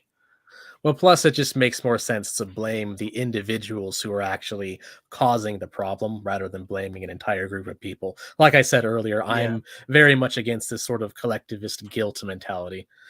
But same. And on that, as also you kind of mentioned the cathedral, I have my own answer to that. I'm actually, and it also answers the question of what some of my future content will be. One of the videos I plan to release this December actually is just going to be a short, like 10-minute or so. It might go longer than that. A just a video essay on the cathedral, what it is, and what some misconceptions are. So Yeah, that yeah. will be one of my future Yeah, videos you should relatively address soon. the the so-called JQ element in that. I'll be definitely looking forward to it. Maybe I could even contribute something of my own, because I am also working on one of the, I'm responding to Letter Apron Club, and I'm doing it with a collaboration with Viver, the guy who wrote the article that I just referenced, with regards to the Jewish involvement in the media. Mhm. Anyways, I Any other guess. blitz questions? We can move on to the Well, we next one. haven't started. We haven't started. There are five blitz questions, and then we could move to the questions from the audience. And I will not read any questions that were related to the JQ topic. I think we have covered it enough already. If you want, you could like go back. Um, I don't know. It's basically a blitz questions that I'm thinking about. I could ask every individual that would come to my show. So I'm thinking about maybe like a general list of questions, and so far they've been rather humorous and fun. So they weren't as as serious. Um, so let me read the first one. Favorite goy slop. If you even know what I'm talking about. Wendy's, because it's right next to me. Oh, If I'm yeah. gonna eat terrible food, I'm gonna be Uh-huh. lazy about it. Uh-huh. Damn. I also remember when I was going to Wendy's because it was close to me. What about Burger King? No, No? no. Okay. See, Wendy's at least doesn't freeze their meat, so Oh, it is at that least true? tastes okay. Hmm. For instance, you could Well, I don't order a know. Baconator and add lettuce, tomato, and it actually tastes okay. But honestly, I prefer to just make my own food. Okay. Oh, that's a very rare trait in our society. Well, In what type of Zoomers, food it's are a rare you? trait. Yeah. Oh, right. You're a millennial, almost Mhm. a Gen Xer millennial, right? Yeah, I was born in the '80s, so It's over. that's how it Yeah. goes. Luckily, I've aged well, and I kinda people will usually think that I'm young. It's actually kinda funny. People have been guessing that I'm 25 years old for almost 20 years now. So Yeah. and that You're happens when I'm talking um. on the internet too. Mhm. Yeah. People think I'm much older than I actually am. I guessed you When at I tell them 28. my age, they're surprised. Oh, what? You're like 22? Well, yeah. I thought you Um, were 28, to be honest. I no, guessed you no, at that. no. Yeah, I'm too. Not even 23. Anyways, second question. Do you play video games, and if so, what's your favorite one? Well, I mean, I have gaming on my channel where I do some of the Yeah, simpler video essays. simpler. Mm-hmm. I do play video games, but not v horribly often. Like, I'm not obsessed with them. Um, Honestly, my favorites are somewhat of the retro variety because I don't like a lot of new games in that what they'll do is they just kind of waste your time. I feel a lot of games these Mm-hmm. days, they're trying to be a cinematic experience Yeah. and they're trying to be 60 hours of gameplay. And so you start the game up and you have to sit through an hour of tutorials and stuff and whatnot that basically treat you like you're some kind of fool who doesn't know how to play games before you actually get into Mm-hmm. gameplay. Whereas a lot of retro games, you start up Contra, It's you press just start, gameplay. and there Uh, you go. You're yeah. To quote the you're one of the immediately in the creators, jungle shooting stuff like a yeah, Chad. of Doom, he once said that you don't need a script in a video game, just like you don't need a script in a porno movie. Did you Mhm. hear? Do you know that quote?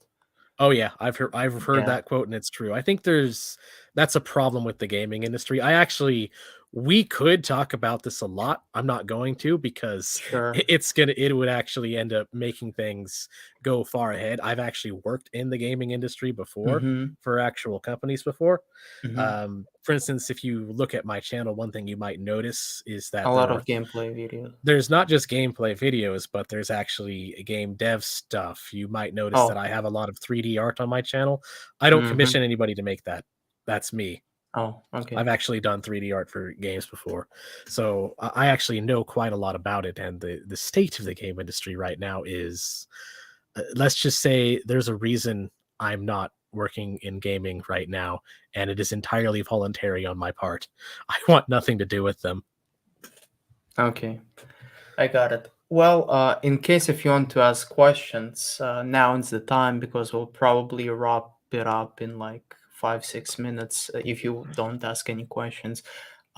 So the next question is, what's your favorite music genre?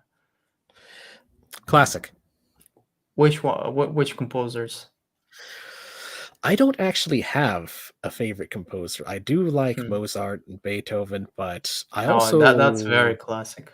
I also like sort of neoclassic, like people who are making musics like Doujin music, as you could call it, where they're just making music that is totally new, but in the classic style. Hmm. Basically, I prefer instrumental music. I don't like pop or really anything like that at Did you all. play Civilization 4? No, have not played that. And just Civilization in general. They've got a lot of I played cool music. Civilization 2 a very long time ago. Oh, I played every Civilization except Civilization 3. But basically, in Civilization 4, there was the guy making the composition there who also he had this what's it called play of Nixon going to China with Mao Zedong, and it was basically a satire. I wish I could. I mean, I wish I could remember his name. Uh, Adams. His last name is Adams, just like one of the founding fathers' name. Um, yeah, whatever. I forgot. But what do you think about like the Russian composers? Um, Rachmaninoff, Mussorgsky, Tchaikovsky, these people. I have probably listened to their music and I probably liked it and I didn't remember their names. Because Yeah. one problem with those, I'm bad with names and I'm really bad with Russian names. So Uh huh. I probably listened to them, I probably like them, but I honestly don't remember which song is from which. I probably even have some of their music saved on my computer and don't even know it, to be honest. Yeah. Well, that's fair. That's fair. And the other question is, I guess it's a broad question. The only serious question: what do you think would be the course for the right wing movement in the closest years, in like the next 5 years? I couldn't quite hear you there. Oh, what would be the Course di- is what you said? The course, direction. the direction of, yeah, of the movement in general Oh, in okay. the Sorry coming about years? that. I thought you said chord, and I'm like, what? No, Yeah, close. okay. Direction of right wing in the next year. Um, I think we need to move it away from people need to first off provide something that actually gets people interested in right wing thought. Because one of the things that Hmm. made the left in America win the last election so well, they didn't really win, it was more like a tie. But one of the things I think that the Republicans lost so badly over is they don't really have anything that's really motivating people to the polls. And I'm saying this as an outsider libertarian myself, just looking at the Democrats and the Hmm. Republicans. I slightly refer Republicans. I don't think they're Yeah. that much better. I mean, Hmm. but that's only because Democrats are horrible these days in the United States. That's not really a praise of Republicans. It's just they're doing better than the you know who on the Democrat Yeah. side. So Republicans really need, if they want people to vote for them, they need to stop doing really dumb cringe things. Like for instance, as funny as the whole anti-abortions thing was, Hmm. it's not actually winning them any votes. It's not That's right. motivating people. If Absolutely. anything, it just motivated a bunch of women to vote against them. Yeah. So they need to actually provide, like again, I kind of said that maybe they should look towards what libertarians are doing right and take some of our ideas and incorporate them, such as cutting out the sort of big corporations and passing regulation to limit their competitors. So they need to Hmm. go a little bit more on that. Another winning thing for Republicans right now, if they want to take something that would actually work, is calling out leftist racism. Yeah. Leftist That racism would be is so based. So based. extremely unpopular with most people. I don't think most leftists who are knee deep in that realize just how extremely unpopular the Yeah. whole you can Totally. you can't be racist against white people line is. I don't think they really understand because the left has actually kind of regressed a bit. They don't realize that their whole anti-color blindness bit is the same thing as what Wignots preach. Like if you are they preach that if you're pro color blindness, both a far leftist and a Wignot will disagree with you on that. And it's Yeah. very cringe and horrible. And Republicans Well, can definitely let capitalize me on that. do a little bit of the pushback regarding it. I mean, I think I would support color blindness when it comes to the law and things like that. But I think there are demonstrable differences between groups that are scientific, and I think there should be venues for society to be able to talk about it. And, as you said, we could be free to associate with the people who we feel most connected to. So, what do you think about that? On that, I usually directly avoid the whole race realism debate, not because I don't think it Hmm. has a point to it, but just because I don't think it will ultimately matter in the market in the end. I think that you Well, should be I mean, judging individuals. But as race. far I as agree. I agree. But race realism, it doesn't go on its own. It comes with a baggage. It comes with like gender differences. It comes with class differences. It comes in talking about things like fast life, slow life history, hypothesis, and on that note, that's evolution. actually another good thing that would Hmm. come into what you were saying previously of what the direction of the right wing could be, is Hmm. that I do think Republicans should at least come out against disparate impact more. I don't think people are Yeah. quite ready for the full plunge of abolish civil rights. When we say that, people when us libertarians say that, people just kind of tend to freak out and lose their minds. But I think funny thing is when you tell people, well, what about repealing disparate impact?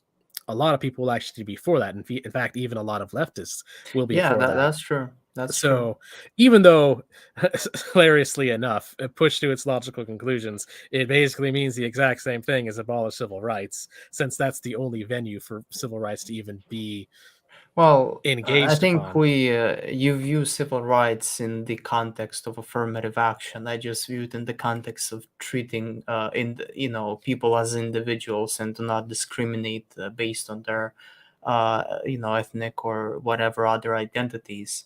Knowing the fact that these people, they come from a different set of skills based from the group from which they come. So I would make that point. But I mean, don't you think that like demographics matter? Like, for example, if you look at even not talking about race, but talking just about age, younger people, about like 75% of young people, they want the government to do more things. But if you poll people who are over 65, the number's like 40%.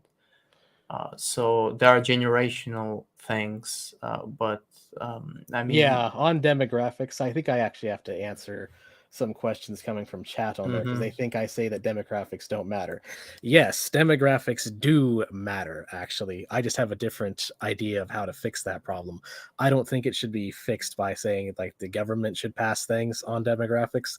I think that is fixed ultimately by breaking society up. For instance, I think that it should be okay. Yes, that will have some cities that are more homogenous and there will be private cities that are sort of full globalist, everyone's allowed inside, and But nobody wants to live there. ultimately, I believe that the civilizations or the private cities that actually do care a bit more about their demographics would be more successful in the end. So yeah, it matters, but I don't believe that we should be going full Wignot or anything. You don't have to go Yeah, Wignot to I fix that mean, problem. sure. Like, I'm also proposing that we should actually look into these things, but I'm not going Wignut. Absolutely.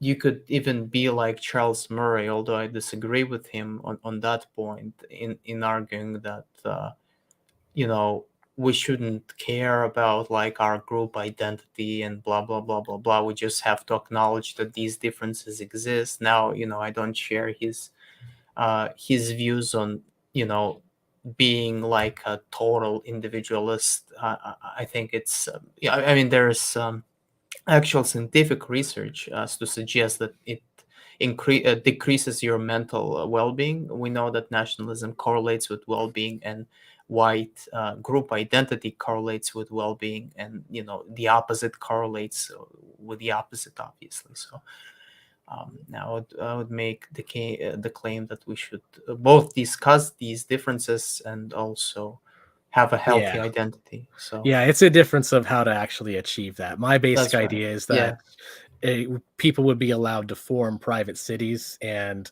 almost communes based around free association Oh, and we free go trade. to the horseshoe theory again. Yeah, Horseshoe. that's actually true. An interesting It's thing. true. Some Yeah. one video people can watch from me is actually on fraternal societies. A hilarious thing is that the sense of community and belonging and communal ownership, you could call it, that communists and socialists want so badly is actually easier achieved when you have freedom of association. Yeah, I've heard that. I've heard that. Yeah. Yeah, it's actually kind of hilarious that what they want is it can be achieved in a more Hoppian style society than Mm-hmm. what they want. And yes, that does mean that there will be some societies that can give you a sense of communal belonging, where that if you want to have like a private city where demographics matter very seriously to that private city and everyone agrees to that when living there, then yes, that can exist. So yeah, demographics matter. I just don't believe that it should be forced on the entire globe. That Yeah, of you could also course. have Yeah. cities where leftists can live. For instance, I think that libertarian left cities should be allowed to exist. In fact, there's a Mm-hmm. funny form if you look up. I saw someone actually notice that. Wait, what about left Hoppianism? Mm-hmm. Have our own like twisted inverted city. Well, it's like, yeah, you can have that exist if you want to. I don't think it'll succeed, but you can try. And in a Mm-hmm. way, we kind of that's a big thing about libertarians is that we basically believe in people's freedom to fail and to just let them fail and to let humanity learn from that failure. Yeah, I respect that. Um, Anyways, let's go to the last question, which is very simple. Is it over or are we back? Is it over or are we back? Yeah, Depends on what you yeah. mean by that, but I think we're coming It back. both are meme words. We're coming back, you're saying. Yeah, I'd say we're kind of coming back. Twitter is a Because of big Elon thing. Musk. Musk has helped a little bit. He's not going to have total free speech, is what some Yeah. people are hoping. I do need to point out that Elon Musk is not going to be the ultimate savior of all. I'm not some blind like fan of his or anything. Hmm. Although leftists often say really dumb things about them, so I end up Yeah, defending apparently Elon he's a Musk a lot. fascist. Yeah. Do you But hear the only that? reason I defend Elon Musk isn't because I love Elon Musk. It's because very dumb people say very dumb things about Elon Musk. Yeah, But yeah. yeah, for the most part, I'd say that right leaning ideology is making a comeback right now, anyways, just Hmm. because just more freedom of speech on the internet, just from that alone, usually tends to lean to more right leaning thought. Yeah. But will we have freedom of speech outside of Twitter? I think that'll be the important question. Hmm. Like a thing to look at that kind Yeah, I almost also think laugh we're at kind of is back. Would you say that 2022 has been a better year overall than 2016? Compared to 2016, I'd say they're about the same, but it is a better year than say 2018. Than every I would say it's certainly a better year than every other year after 2016. I mean, that Yeah, I think we could agree on that. 2016 was almost a good year. The problem is that Trump didn't drain the swamp. Yeah, yeah. Trump comes in, I'm going to drain the swamp. I'm going to do all these things. And I mean, Trump did a few good things. I'm probably one of the few people who is genuinely neutral to Donald Trump. I don't hate the Mhm. guy and I don't love the guy. I'm in the Trump derangement syndrome camp. But that's me. Yeah, he did some good things, but his main problem was that instead of draining the swamp, he hired the swamp, and then of course the swamp stabs him in the Yeah. back. And then on his way out, he doesn't pardon Julian Assange. He doesn't pardon Oh, Edward Snowden. expecting him to pardon Julian Assange. Oh man. I wasn't expecting it. I was at least hoping he would have a lapse of good judgment on his way out. I knew he No, probably that's wouldn't, not but no, he possible. did not. There was no lapse in good judgment from Orange Man, unfortunately. Yeah. I would actually be somewhat more pro for him if he at least did those good things as he went out, but no, he didn't. What would you say about like his recent statement on his platform True Social, where basically, Didn't read it. what? Oh, you didn't read it, but basically, it's like we need to suspend the constitution, goy, because the election was stolen, and it's like, Uh, oh my god, if he you know. believes that, he's free to try again in But 2024. yeah, but even if he runs, and well, I mean, he already runs, but even if he wins, and I'm hoping that he doesn't win, the establishment would do everything possible to not allow him come to power, and they might actually start like a revolution, or they'll try to overthrow him and install a puppet, and it would like destroy democracy in the US as we know Yeah, as much as I would like to kind of give some assurance, because I know I've got some Trump supporters who occasionally watch my content, it. you kind of need to accept the fact that Donald Trump, his optics just aren't good. Even if you like Trump, even if you believe that everything Trump did was good, his optics are just so terrible. And in a democracy, that unfortunately means a lot. And so, really, the smart thing from Donald Trump would be to step aside for a younger, more maybe even more progressive conservative, someone who can actually bring people to the polls, agree with some libertarian values. Of course, I'm going to say that. Yeah, But you Trump mean should step DeSantis? aside. You mean DeSantis? What I'm getting into. You support Tr- DeSantis? DeSantis would be better than Trump. I don't really like Yeah. DeSantis that much, but he Uh-huh. would be better than Trump. Trump Certainly. should Yeah. step aside for just someone else in general. He's too old. He has not actually done enough to really I'd say push back his against it. main issue is that he basically has no awareness. He still thinks the election, like unironically, thinks the election was stolen after like every single lawyer who he Oh hired yeah, told him that like it's not. he's too obsessed with things that nobody cares about. Well, I mean, the issue is Actually, that no, a that's lot wrong. of people actually People care care about about, it. Actually, that especially that our was a bad take. Yeah, establishment, yeah, they and the care. elite, It's and just, I mean, to say don't really aren't going to be helpful towards him is what I mean. exactly, exactly. What really matters is how can we improve our society? And instead, him just kind of whining about himself, that's not improving society. So I Hmm. think he's just step aside for someone younger, Yeah, honestly. totally. Anyways, I think we're done with the blitz questions. I will now look at the questions that were asked, and if you want to ask any other question, now it's your final time, and then we could end the video. Um, Question from Romate Optics. So be more like Vosh? No, don't be more like Vosh. But you do have to recognize that democracy, if you're going to play the democracy game, democracy is won by optics. As lame as that is both a criticism of democracy, but also if you're going to play the game, you have to accept how the game works. And the fact is, Yeah, in democracy, it matters. I Whether mean, the that's a thing good thing or about not, who knows? yeah, the thing about optics is that essentially you just don't have to be an R word. I'm not gonna say the word because we're live, but you know what I'm talking about. You Yeah, you should have some awareness. You shouldn't like come across as a totally insane person who people can't relate at all. yeah.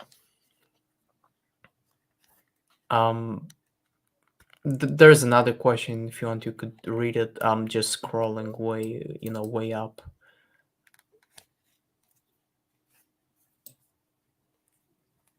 Okay, here's a question. Mentis, your favorite libertarian book? That's for you. Yeah, I actually responded to that in chat while you were talking. Oh, okay. I It's did getting not hear libertarianism right. that. By Hans Hermann Hoppe. Yep. Yeah. Okay. I guess there was a question for me, but I'm not sure if I want to answer it. I think the answer is quite obvious, so I'll just skip it.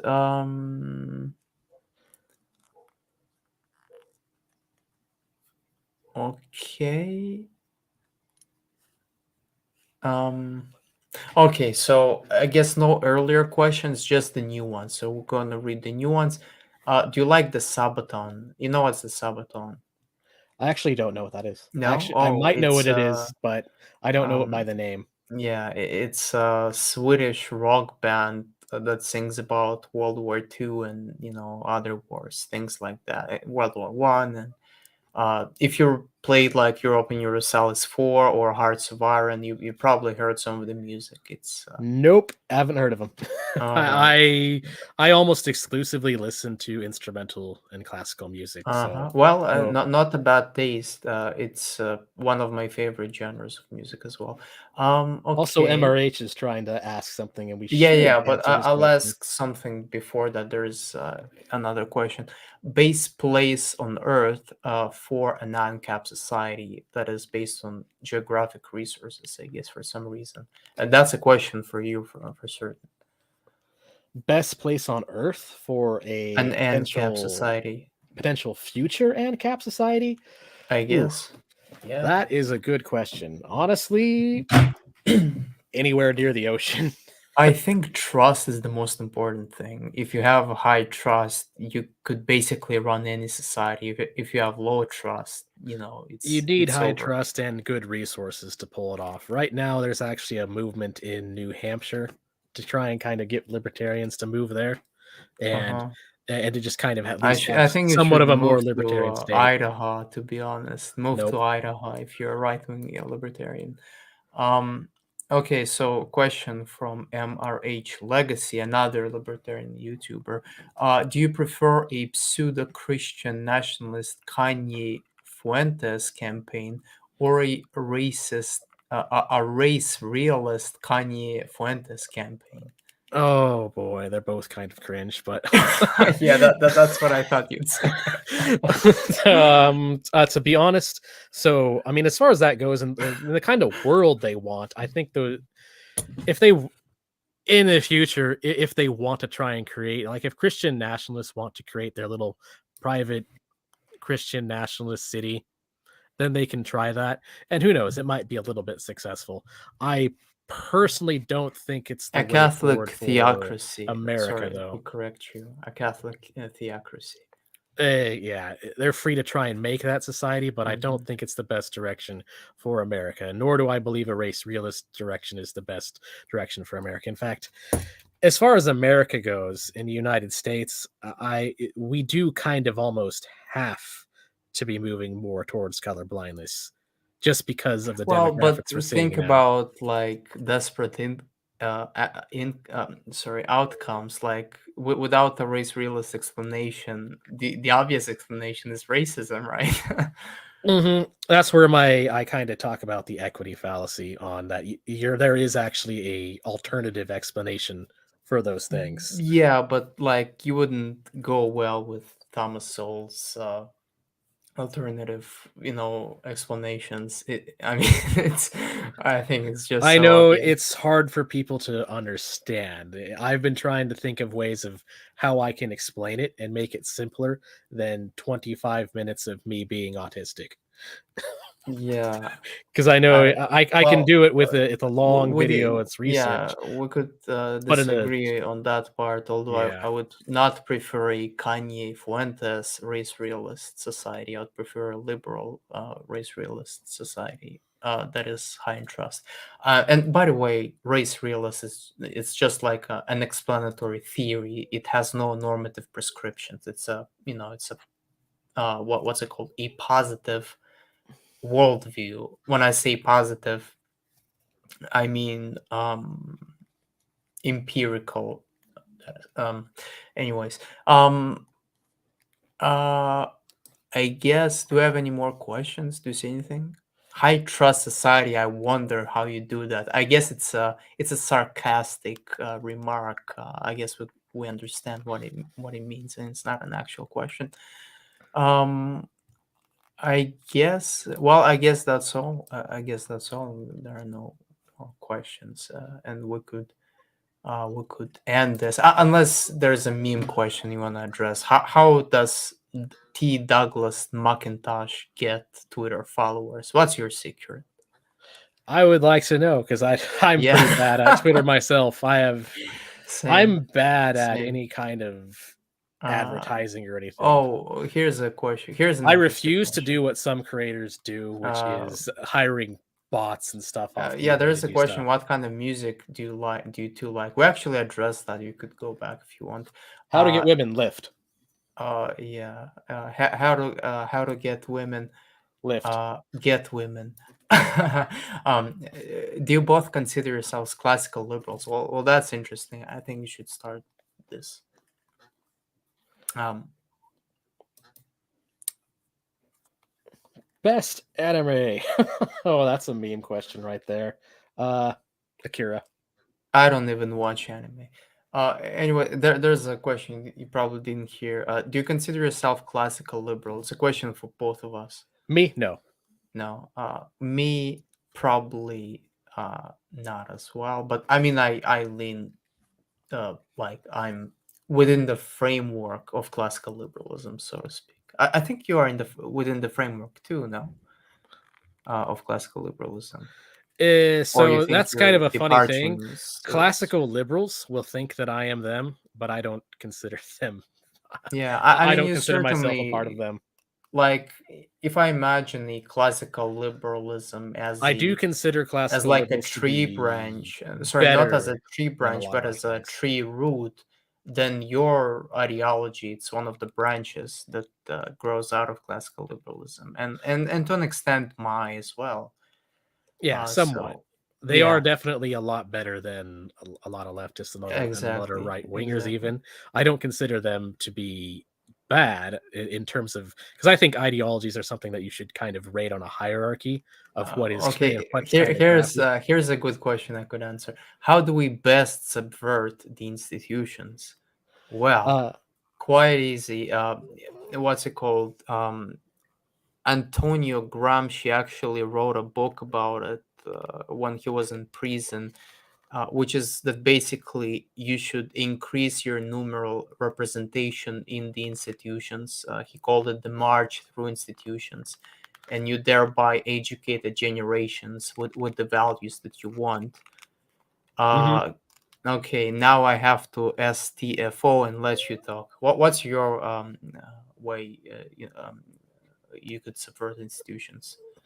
In a way, we kind of already are by moving these kind of channels and content creation on the internet. For instance, what I would consider the culture of sort of online content between 2010 to 2016 or so was a pretty good subversion, actually. Mm-hmm. Unfortunately, a lot of the people who gained traction, again, like I said at the start of this podcast, they Yeah, didn't really understand what they were doing. And I should have made my channel back then to yeah. kind of add something better than that, but better late than never. Yeah, you could have probably have maybe even 100,000 subscribers by now.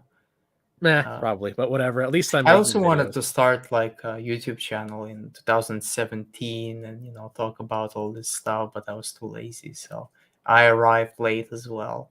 I am way lazier than you. I've been sitting on this for 10 years. ADHD moment. Uh-huh. By the way, do you have ADHD? No idea. I've never No. been Okay. diagnosed with it. I've been diagnosed with it. I probably also have autism. I don't know. I haven't been diagnosed with If autism anything, though. I have savantism, but nothing else. Okay. Well, I guess on that note, we could end the stream. It's been nice having you on. Uh, I think I could probably have you on again. And I mean, if you want to start something in particular, you could come. You could probably come to advertise your stuff here. I mean, I like you as a content creator. You're probably uh what the second, or yeah, the second best libertarian content creator on YouTube. The first one is well, he's a mainstream guy, but in terms of like people having less than 25,000 subscribers, you're certainly the best. And yeah, it's been nice. Do you want to say anything? What was it? Who was the guy that you were talking about that you consider to be the Uh, best mainstream guy?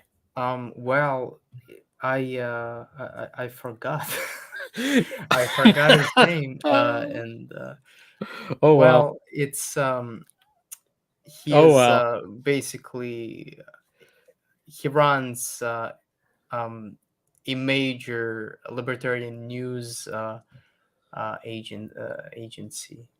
I think you know him. Not Reason TV, which is no, I don't really like it, but I mean it has a lot of cool people there. But Are you talking about Joe Rogan? He's kind of a no, libertarian.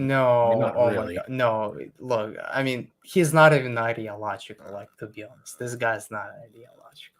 Okay. I'm talking about a committed guy. Well, basically, he's a. I mean, I don't know if it would tell you something, but he's ethnically Jewish, and he was raised Christian.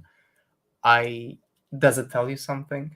He has like 500,000 subscribers on I YouTube. don't know who this is. I would need a name or Oh my something. god! Yeah. And Well, yes, let me. MRH, you make good content too. MRH Yeah, Legacy's good. But MRH I'm is right here. based. How dare you? Yeah, Yes, you make good videos, MRH. that's People right. should watch those Well, videos too. I could have you on probably next year, for sure. Um, Yeah, MRH videos actually would kind of, if people want to watch those, they kind of delve more into the sort of criticism of capitalism. He has a really good video that kind of explains the more far libertarian position on a lot of capitalist ideas and refuting criticisms of them. So if people are more interested in that, which we were kind of talking about, and in the middle of this podcast, then I would recommend people watch that video. mm-hmm. Oh, John Stossel. John Stossel, I think. John's doesn't ring a bell to you. Let me see this. What's He's his like name a again? celebrity. Whoa. What's his Uh, name again? John Stossel. Oh, Reason TV. Uh, oh, yeah, he has a career there, but yeah, okay, I guess he's somewhat affiliated with the Reason TV.